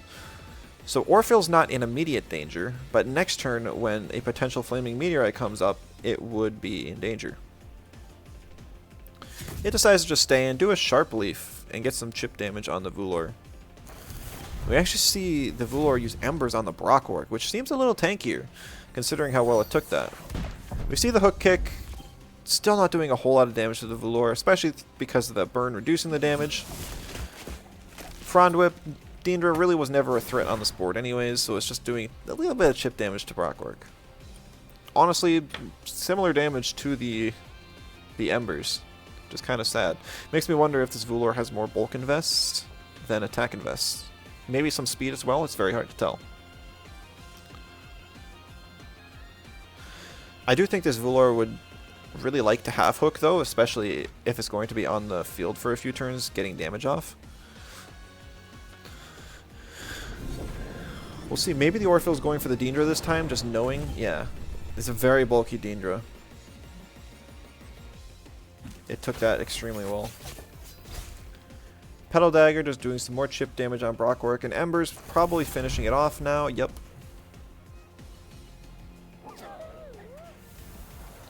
Toxic Ink will do more damage. Everyone's running like a fast Orphil with Sleep Control instead of Toxic Ink.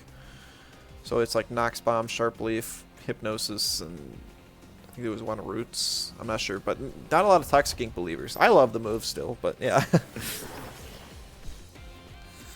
Osakan comes back in now that Deendra is much less threatening. But there is a Platox in the back, which is still the better counter to the Osakan. Orphil still not really running out of stamina, but Vulor has been on the field long enough that Meteorite is available and could take down the Orphil. We'll have to just see what it chooses to do. It does OX, so no matter what, next turn it won't be able to do anything. We see an Extinction. So it definitely is a bulkier Vulor. So it already naturally brings Talisman thanks to Resilience.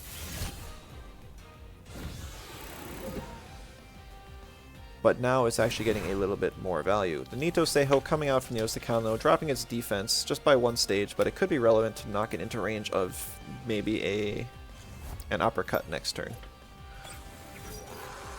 Platox is on the field though, although it's a little sad because Osakan would have probably died in about Aqua Bullet Hell. It probably does about 70% to it, and that's where it's at in health. And it's Drill Platox, so it is not Shrien's Horn for the Nox Bomb. Okay, it is a higher special defense invest Osakan than expected. Not sure why we see a Stare here. Not even sure why we're running Stare in Vulor, but I guess we're just really cooking. See a Rockfall from the Osakan, which does put the Vulor into resilient range.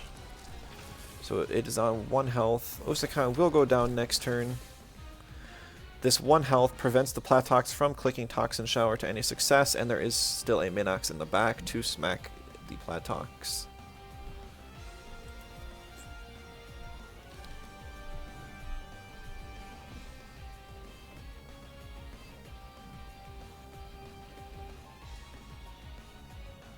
So I quite honestly do not know how.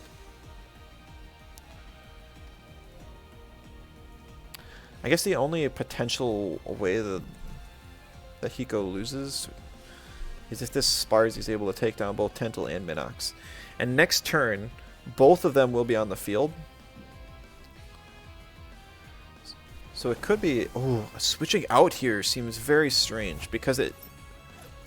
Oh, he's trying to get the guaranteed Avenger boost. But he is going to just take damage. But he predicts wrong. And he goes for the Stare on the Orphil.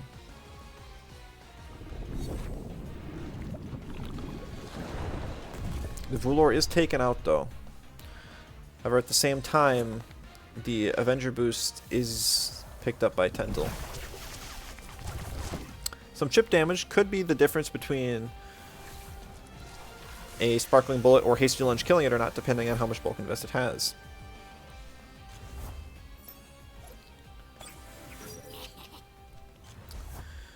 So yep, here comes the Minox. A lot's riding on this next couple turns.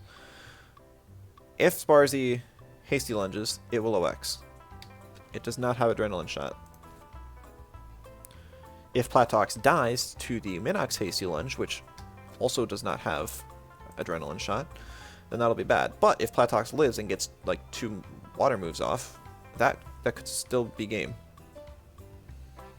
But at the same time, Tental is the fastest thing on the field right now, and could potentially sleep the Sparzy and then make everything free. We see an Energy Manip. It must be... He must think he's quite slow. wanting to guarantee the kill on the Platox before it even gets to move. Seems a little risky in my opinion. But if he's able to live here, it is a bulkier Tentel. That was a great gamble to take out the Platox there before it probably got the Venomous Claws off, which would have secured the kill on Tentel. And now with both electric types not unable to move, Tentel gets a free beta burst, not even doing that much. Both these players are running the tems that we saw in the previous matches as very fast, but these players are running them very slow and bulky. Millie, hello. Anyone playing Stall?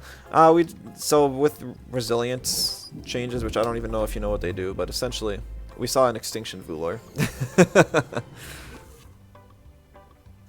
And it is kind of interesting because this is Little Cup. See the Hasty Lunge?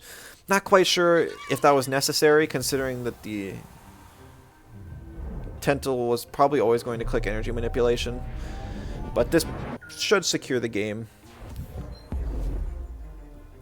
Well, I guess one more turn. But the Sparzy's OX'd and Minox has one move left to take it out. Good game, both players. Have no clue, yeah.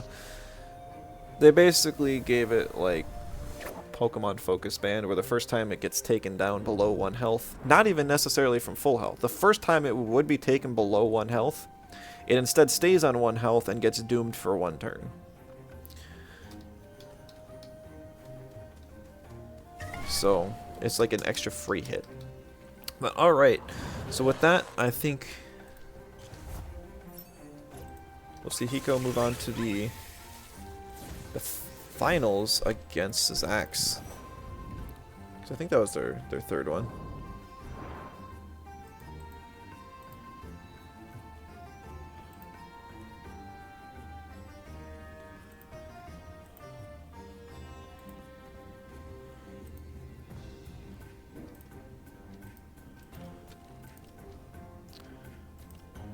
Alright, and they're already in their match.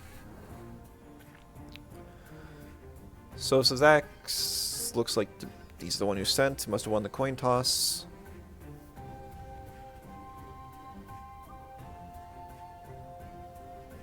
And we've seen both players' teams at this point. So we know Zax is running like a speed control sort of team with some basically a bulky Venx and Azerok.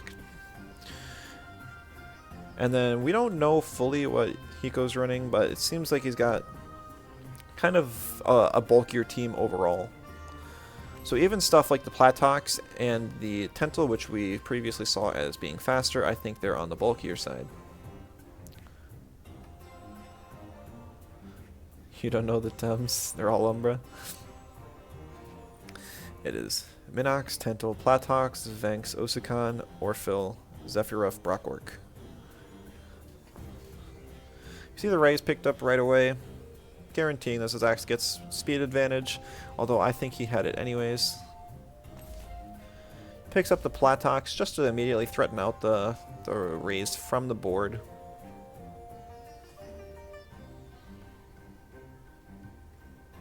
Had no chance to get off Sparzy Psychosis. I didn't even think about that. That's funny though. I respect it. Double Doom on an LC team.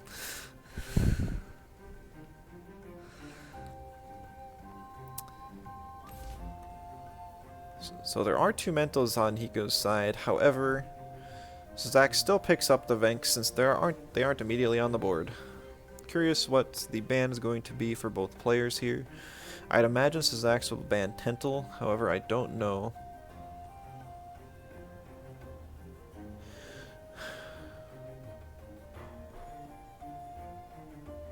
I would guess maybe ban the Sparzy, but at the same time, maybe not be bad to ban one of the Hypno users. Well, we see the Azerok ban instead, though. Maybe not wanting to take the 30% Fainted Curse, or just knowing that it's so bulky, and outside of Osukan and sort of Brockwork, it isn't a great matchup for him. Gulder, Gulder, and Gulder. Inductor heal equals good stall tem. I think we'd see Grumper a little bit more if that was the case. Not Goulder, but the baby Goulder. I debated on bringing Blues. Bully Blues would have been kind of fun, but it's just so bad. Even in Baby World. You see the Zephy picked up, which makes sense considering that Syzax will have to bring one of either Platox or Orphle. However, I personally would have waited to pick it until the last slot to see if he brought both, because now he knows that the Zephy is there, and he'll probably bring Sparzy, which he does.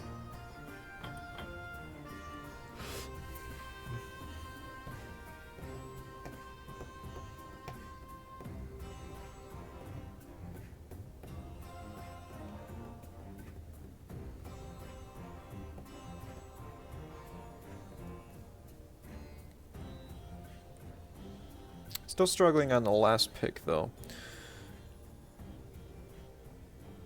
Because Platox, we know that his is Schweinshorn, so it is only water. So he can't hit Platox, it can't hit Zephy, it can't hit Orphle or Brockwork very well. However, the Orphle can hit most of them, but can't hit Zephyruff. So pretty much the big determination between these two was up to Osakan. Because Orphle cannot hit Osakan very well, but Platox can just utterly destroy it. But it looks like he opted to deal with the Osakan in other ways, so I'm going to assume that he'll put more of a priority of taking it down.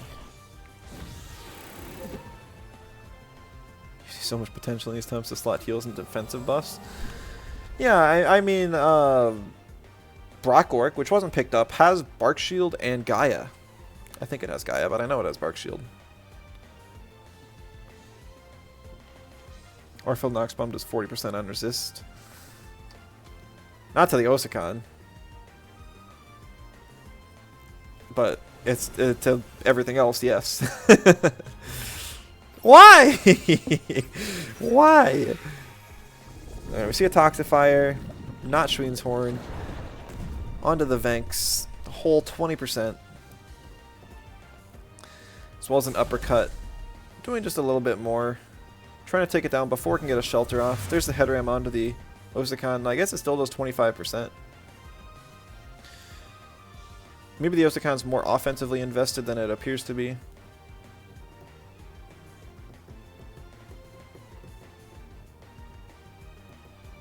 How to master. Never played Temtem.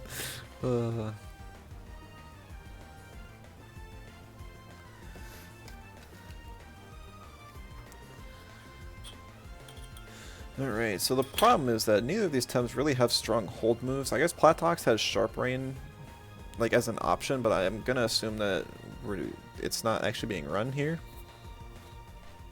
We'll see a Hypno come out. This is kind of expecting. Just ignore the Osakan, deal with literally everything else first. Oh, but we see the Toxin Shower waking up the Osakan, dealing chip damage to both opponents. Great damage to Orphle, and even some decent chip on Venks. Without too much cost on Osakan. Osakan will get to move here, and it decides to Nito the Venks, lower its defense. So Nox Bomb, even with Toxifier taking Platox's special attack, it will still deal special, or it will do physical defense damage. However, I don't think it'll quite do 35%. Yeah, that was a great play.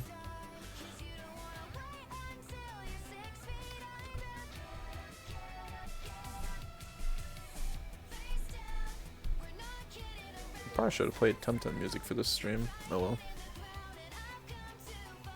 I do like cassette piece music better and whatever else, but I never actually fixed the rest of my stream stuff, but whatever, I should act professional. It's a joke. Alright, so I'm not quite sure what the play is going to be here. Just some damage on Platox. That will two-shot it. But Platox does get to move. Well, maybe not. There's a ninja coming out from the Venks, and it does take it down. So Venks Ninja doing the same damage as Orphle feels... Nox Bomb feels really bad.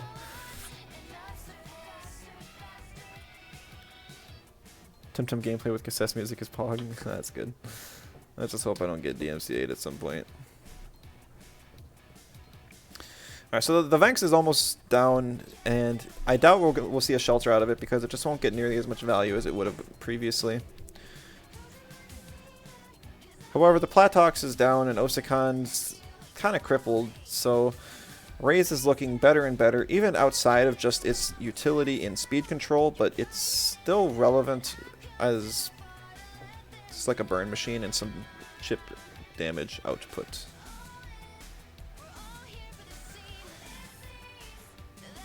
Zephy can't roam free because of Sparzy. Orphil is kind of kept in check by Raze. So Minox is about the only option that Hiko has to kind of play around a little bit more, but its damage output is just so low outside of harder hitting Black Hole. We see the Orphil come in because Raze isn't here to immediately threaten it, and if it does swap in, it will take a big hit. We see every Tem stay in here, which is very interesting. Ooh, over half from Syzax's Orphil onto the opposing Orphil. But this may be it. Oh, that's it for Venks, but I am surprised that we didn't see that Nox Bomb onto the Orphil, because now it'll get one more hit off, and because it has speed advantage, it'll actually be able to take out Hiko's Orphil. Maybe if this Osakon is running Martial Strike, it'll have enough speed, but that's very doubtful because Osakon and... Oh, yeah, no, it's -2. Osakon is also like base 40 speed, which is the same as Raze, so he'd have to be running high speed invest in order to get that Martial Strike off. However, the morale boosting whip actually working against Syzax here by reducing the amount of stamina that Orphil has, so it'll guaranteed OX this turn. Even if it clicks like Sharp Leaf, I think it'll OX, but maybe not.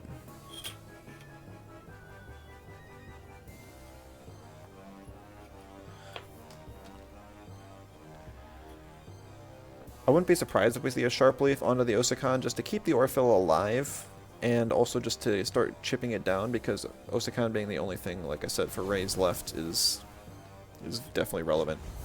Tentel coming in just to make sure that if Orphil dies this turn, which, oh, he's just knocking it out himself. He's just like, that's fine. I'll take your Orphil. I'll give myself an Avenger boost, and you're not really going to be able to do anything. That was a great play. I haven't played Tentel in a while, so I didn't even think about it. But, yeah, I would think that's the optimal play in that situation.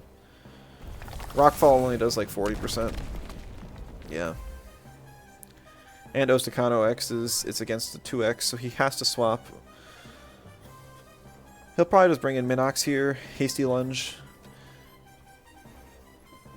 But because of Orphil being gone now, the only value that Zephyroth had this entire game is gone.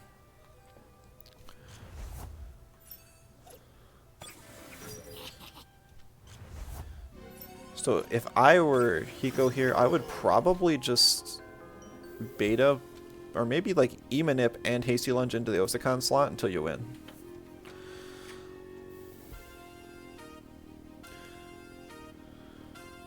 Yeah, maybe not, because I guess the case is if he swaps out Osakai here and Tentel dies, then maybe there's still a chance. Because neither Raze or Sparzy can do a whole lot to Osakon. Osakon does swap out here, so does he predict the Zephyroth swap in? Well, I don't know if he did or not, but that is a play. Absolutely. So now this is a very interesting situation, because Sparzy actually just lowered its own defense and is now potentially in range to get one-shot by a Minox Black Hole. And he can't just freely swap in Tentel.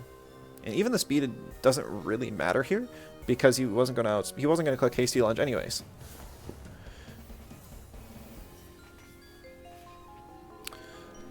We see the Zephyroth come back out, which I think is still kind of risky.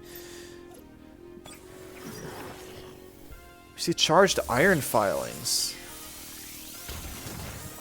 So that'll do so much damage to Minox. Burn it so that maybe it'll survive, and it'll even chip down Osakan and put it in range so that it'll be able to die next turn. Minox is 1 embers away from getting removed from this game because the burn will go through Resilient. And that black hole really needed the kill because he actually just wiped the buffs, but at this point it doesn't even matter because any move from Sparzy will take out either one of these two. I'd assume we see a hasty lunge onto the Osakan and in embers onto the Minox.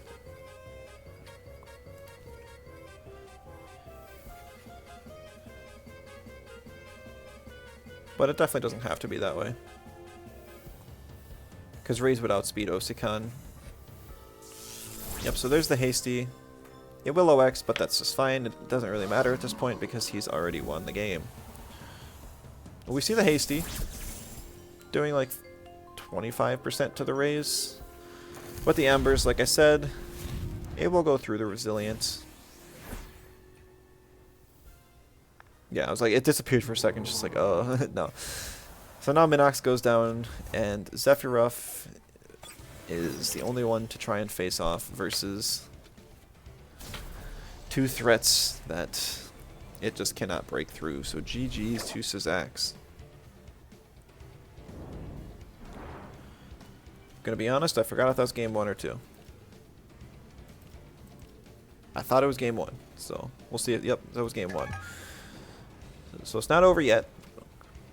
We'll see what the players do in their ban phase. I don't know if Hiko's been paying attention to the other matches, if he was gathering info at all, because Syzax, on the other hand, had been watching most of Hiko's matches, and so he had an advantage in that way.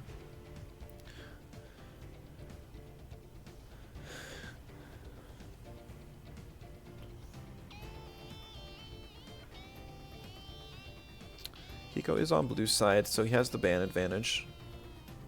Or more the pick advantage.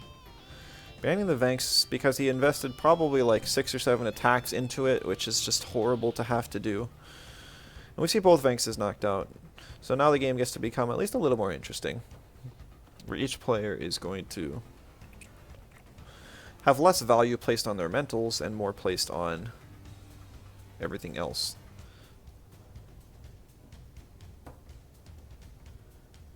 He's still hovering over that Minox though. There is the Azarok unbanned though on Syzax's side. So I'd be surprised if we saw it picked up, at least right now. I feel like he should pick something else. Nope, he must really want it to be picked, which is very interesting considering he first banned it last time. He may be baiting it in with an Osakan in the other slot. But of course, Syzax can threaten the Osakan out with the Platox. So his only realistic pick here is to go for Zephyruff.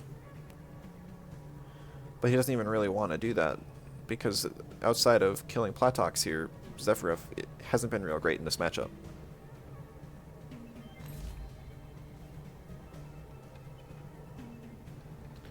That's what people predicted at the start, by the way. Double Venk's first ban in the finals. Yeah, it's not super surprising. Just Venks' stat total is just very high compared to everything else in the competition. But you know, we haven't really done this sort of thing before with the middle Tems included. So I was, you know, there was always potential that the middle Tems would have offset the Venks power, but that wasn't the case. So maybe next time Venks would be banned from the tournament entirely, and then we'd see some more interesting strategies pop up, knowing that you aren't forced into a Venks ban at the start, and you can actually ban other threats like Raze. It's the 3rd overall of even fully evolved? No way. I think it used to be. I don't think it is anymore. Is it really? Not that its special attack stats relevant.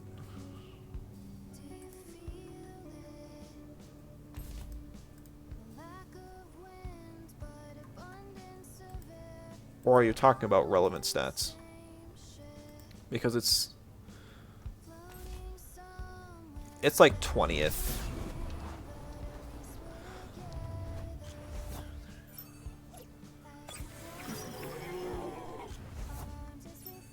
Yeah, it's 20th of overall for fully evolved stat totals.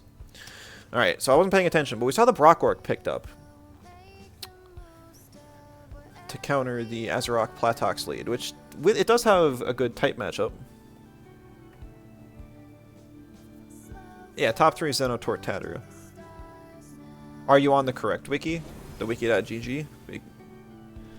Because the fandom wiki is horribly out of date. That thing hasn't been updated since, like, Showdown release. Wiki still hasn't updated Water Synth. I don't blame him. So we see a Hasty Lunge and a Martial Strike onto the Raze. Taking it down because it is kind of a bulky threat. However, Minox is taken down to 1 health here. I don't even need to see the health go down to know that it's going down to that. Brockwork using a Martial Strike to gain special attack boost. It could potentially be a mix set. I'm not sure yet. We've only seen Martial Strike and Hook Kick though, so I'm assuming it's probably physical.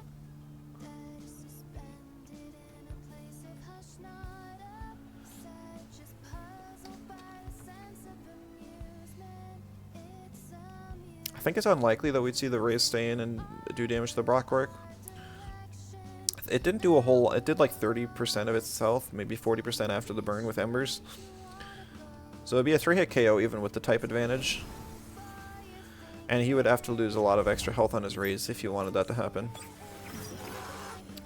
We actually see the Minox swap out, so maybe he was intentionally sacking the health on it to get the resilient speed boost to bring it back in later. Although now we just see a sharpening on the Azerok. What does the Brockwork do? We get a Hook Kick onto the Azerok. Okay, I think that's really good, because now that minimizes the threat that the sharpening poses. However, I don't think it's in range to die to a Martial Strike. How does Pookie have 10 base special defense? I don't know. 20th, but 43 more stats total than Sparsy, which is the next legal Tem. Yep, that's a much more relevant statistic. And even outside of that, its trait is literally free stats as well. Like, that's not even including the parry or an arcane ramp, so that makes it even tougher. So Orphle, despite coming in, immediately swaps out, knowing that it can't really touch Brockwork, and Platox threatening with a Toxin Shower, which is actually a great play because the Brockwork doesn't get hit, and it chips down the Azerok, probably enough for Martial Strike to finish it off. But the Azerok is faster, gets off a Mineral Hail +2, doing half of Brockwork's health. Oh, it's a double gash. And the Fainted Curse procs on the Brockwork, and Avenger picked up by the Tentil. So I think I definitely see what Hiko was going for there, but Zax has just countered the entire play very well by swapping in his Tentil. Great play by both players. It's just that Zax was one step ahead. And unfortunately, because Tentil has +2 speed, I think it will still outspeed a Hasty Lunge from the Minox's +1 speed.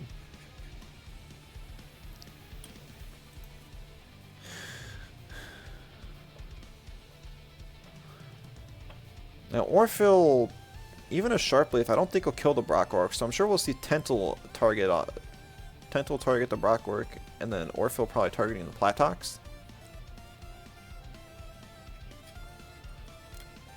Unless it already outsped Martial. I'm not sure. It is -1 speed, and the Azerok was +1 speed. And there's a 9 BP it's like a 10 BP difference or something between the two moves, so maybe he just didn't think it would kill. It didn't want to risk it. But that was a mistake that cost him half of his health, so I think if he still I don't think it's super relevant though, because he still wouldn't be able to take even an Emanip from this Tentil, even with that extra health boost.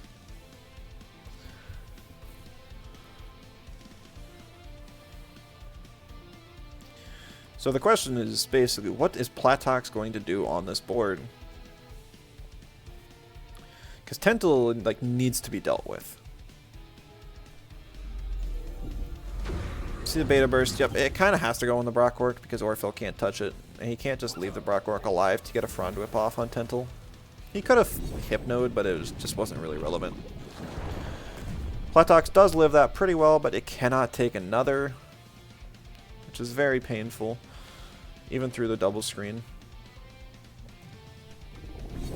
See a Nox Bomb. Don't know which slot this is yet. It is the Tentel. Seems like that Platox doesn't have a lot of offensive invest, because I think this is a squishier Tentel. Because that only did like 40%. And based on that, it's going to have to be another Nox Bomb that finishes off the Tentel, not a V-Claws. But because Orphel can finish off the Platox before it gets that second Nox Bomb, it's a really bad situation here. Even if Zephyruff comes in,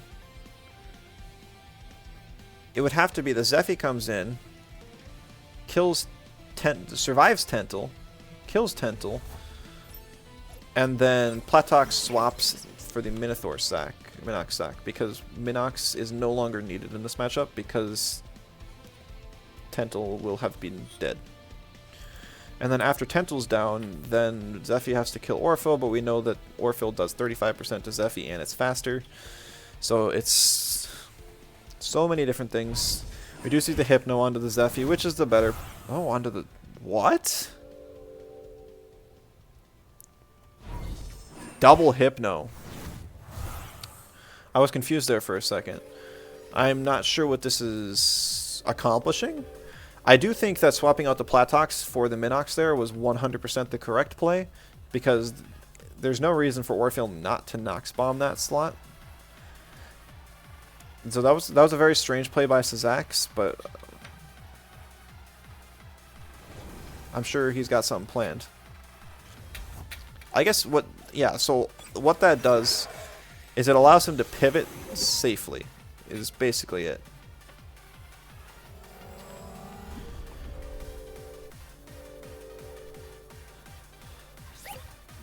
So Sazax's Orphel, I think it was already faster than the Platox, but now it's definitely faster than the Platox, and Raze is not like, it's not threatened at all. He's still just sacking the Platox. I don't think that's the right play.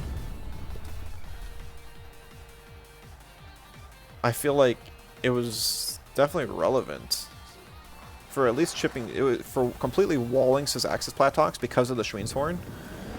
And also, like, dealing damage to the Raze. See a Fiery Heist onto the Zephy, though. Good to see the move getting some use. So the burn will actually keep it so that one more Nox Bomb will not kill the Raze.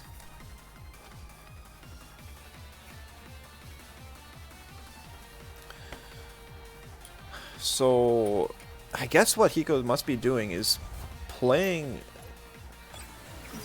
so that the Minox, when it dies, it gives Tentel an Avenger boost. That has to be what he's going for here. But Sazax's Tentel is faster. We saw that in one of the previous games, I'm pretty sure.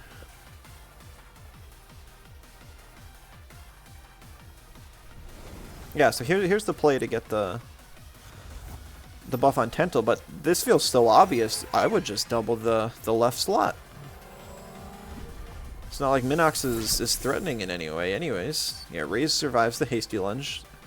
Minox OXs. Oh, but he gives it. He gives it. I think that was a big mistake. I think if there's any way that Hiko comes back, it's through this. Oh, but the King's Roar completely countering that special attack, or the Avenger. He was never afraid. He was never afraid. That pretty much secures the game. Orphel has Hypno up to just Hypno the Zephy if he even wants to.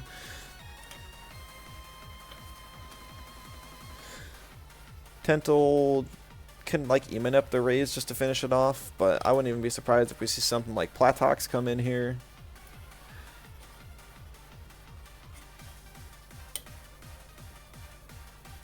Imagine if they wouldn't have taken Roar from Raze and Raiken. I don't want to imagine that. Roar as a move is honestly pretty busted. The E-Manip does take out the Raise, and we do see the Hypno here.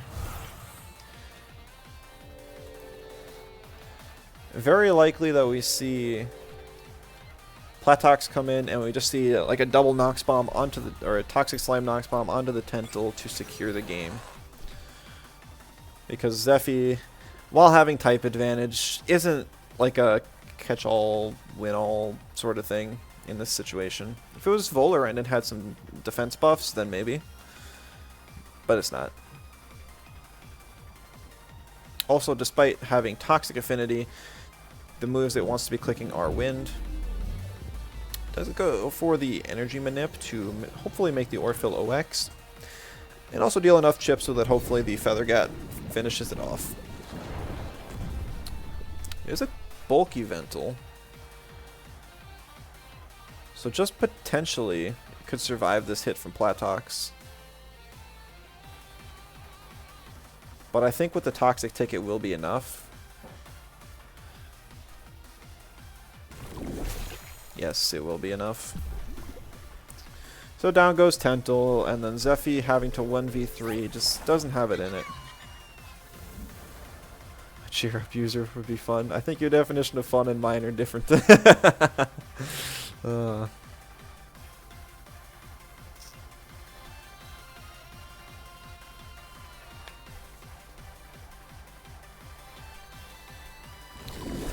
Yeah, even a resisted Toxic Slime was like 20%. Further Gatling on the Platox actually one-shots it. Whoa! Max attack Zephy and 0 defense Platox.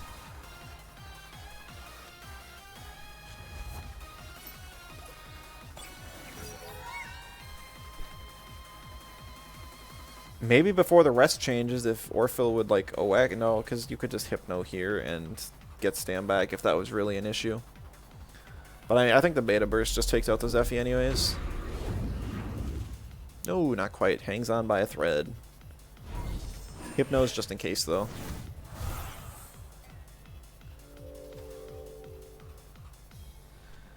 Which move is he going to use to finish him off? We don't even get to see it. Good game. So Zach's having a pretty clean run throughout the tournament. Proving to all of us that Venk should be banned for the next time, and still a clean win. Some screenshots from back in Kisuwa when you played your debuff burn team with Raze. Super fun with all the red arrows. I've seen some of those screenshots. It's pretty good. Alright, so that will conclude this tournament. Thank you again, someone, for hosting. Hopefully we'll see another one of these in the future. Don't know when, but sometime. Maybe I'll get to play Sherald someday. I don't remember to put all my TVs together. Coding stream later today. I wasn't planning on streaming. I threw together the components, got those working. I have to fix one thing with the health bars that got messed up, and I have to also do some research on the UI. It won't really be, like I said, my next stream is not going to be coding. It's actually going to be like some pixel art, trying to figure out how to just making some UI elements and other stuff like the type icons. Just chill, fun. So yeah, that's going to be all for me today. I'll be back like tomorrow with a coding stream, and let's actually go and raid somebody since I haven't been doing that often, and since we got like 20 of you here.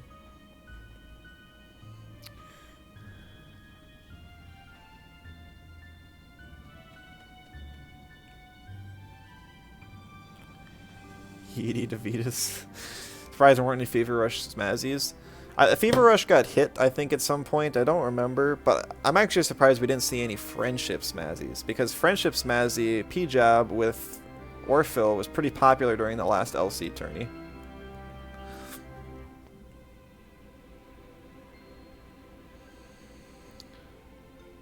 I mean, Lenitrus is streaming, might as well just send everyone their way. I think they're making some more custom sprites for Temtem, which is kind of cool. But I can't super duper tell because it's like zoomed out. If I can type in the right name.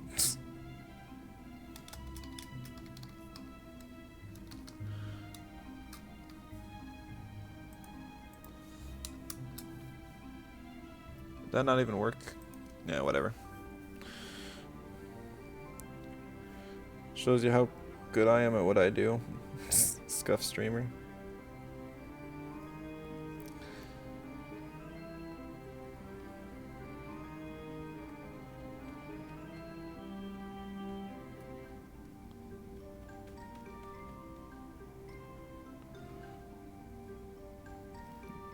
Oh, it's slash. Whatever. Alright, yep, that'll be all. Thanks everyone for stopping in. Yep, someone says that there is a survey to fill out on the Archipelago Arena server just to gather some feedback for the tournament and prepare for the next one just a little bit better. So everyone definitely check that out. Thanks for stopping in, and I'll catch you next time. Bye-bye.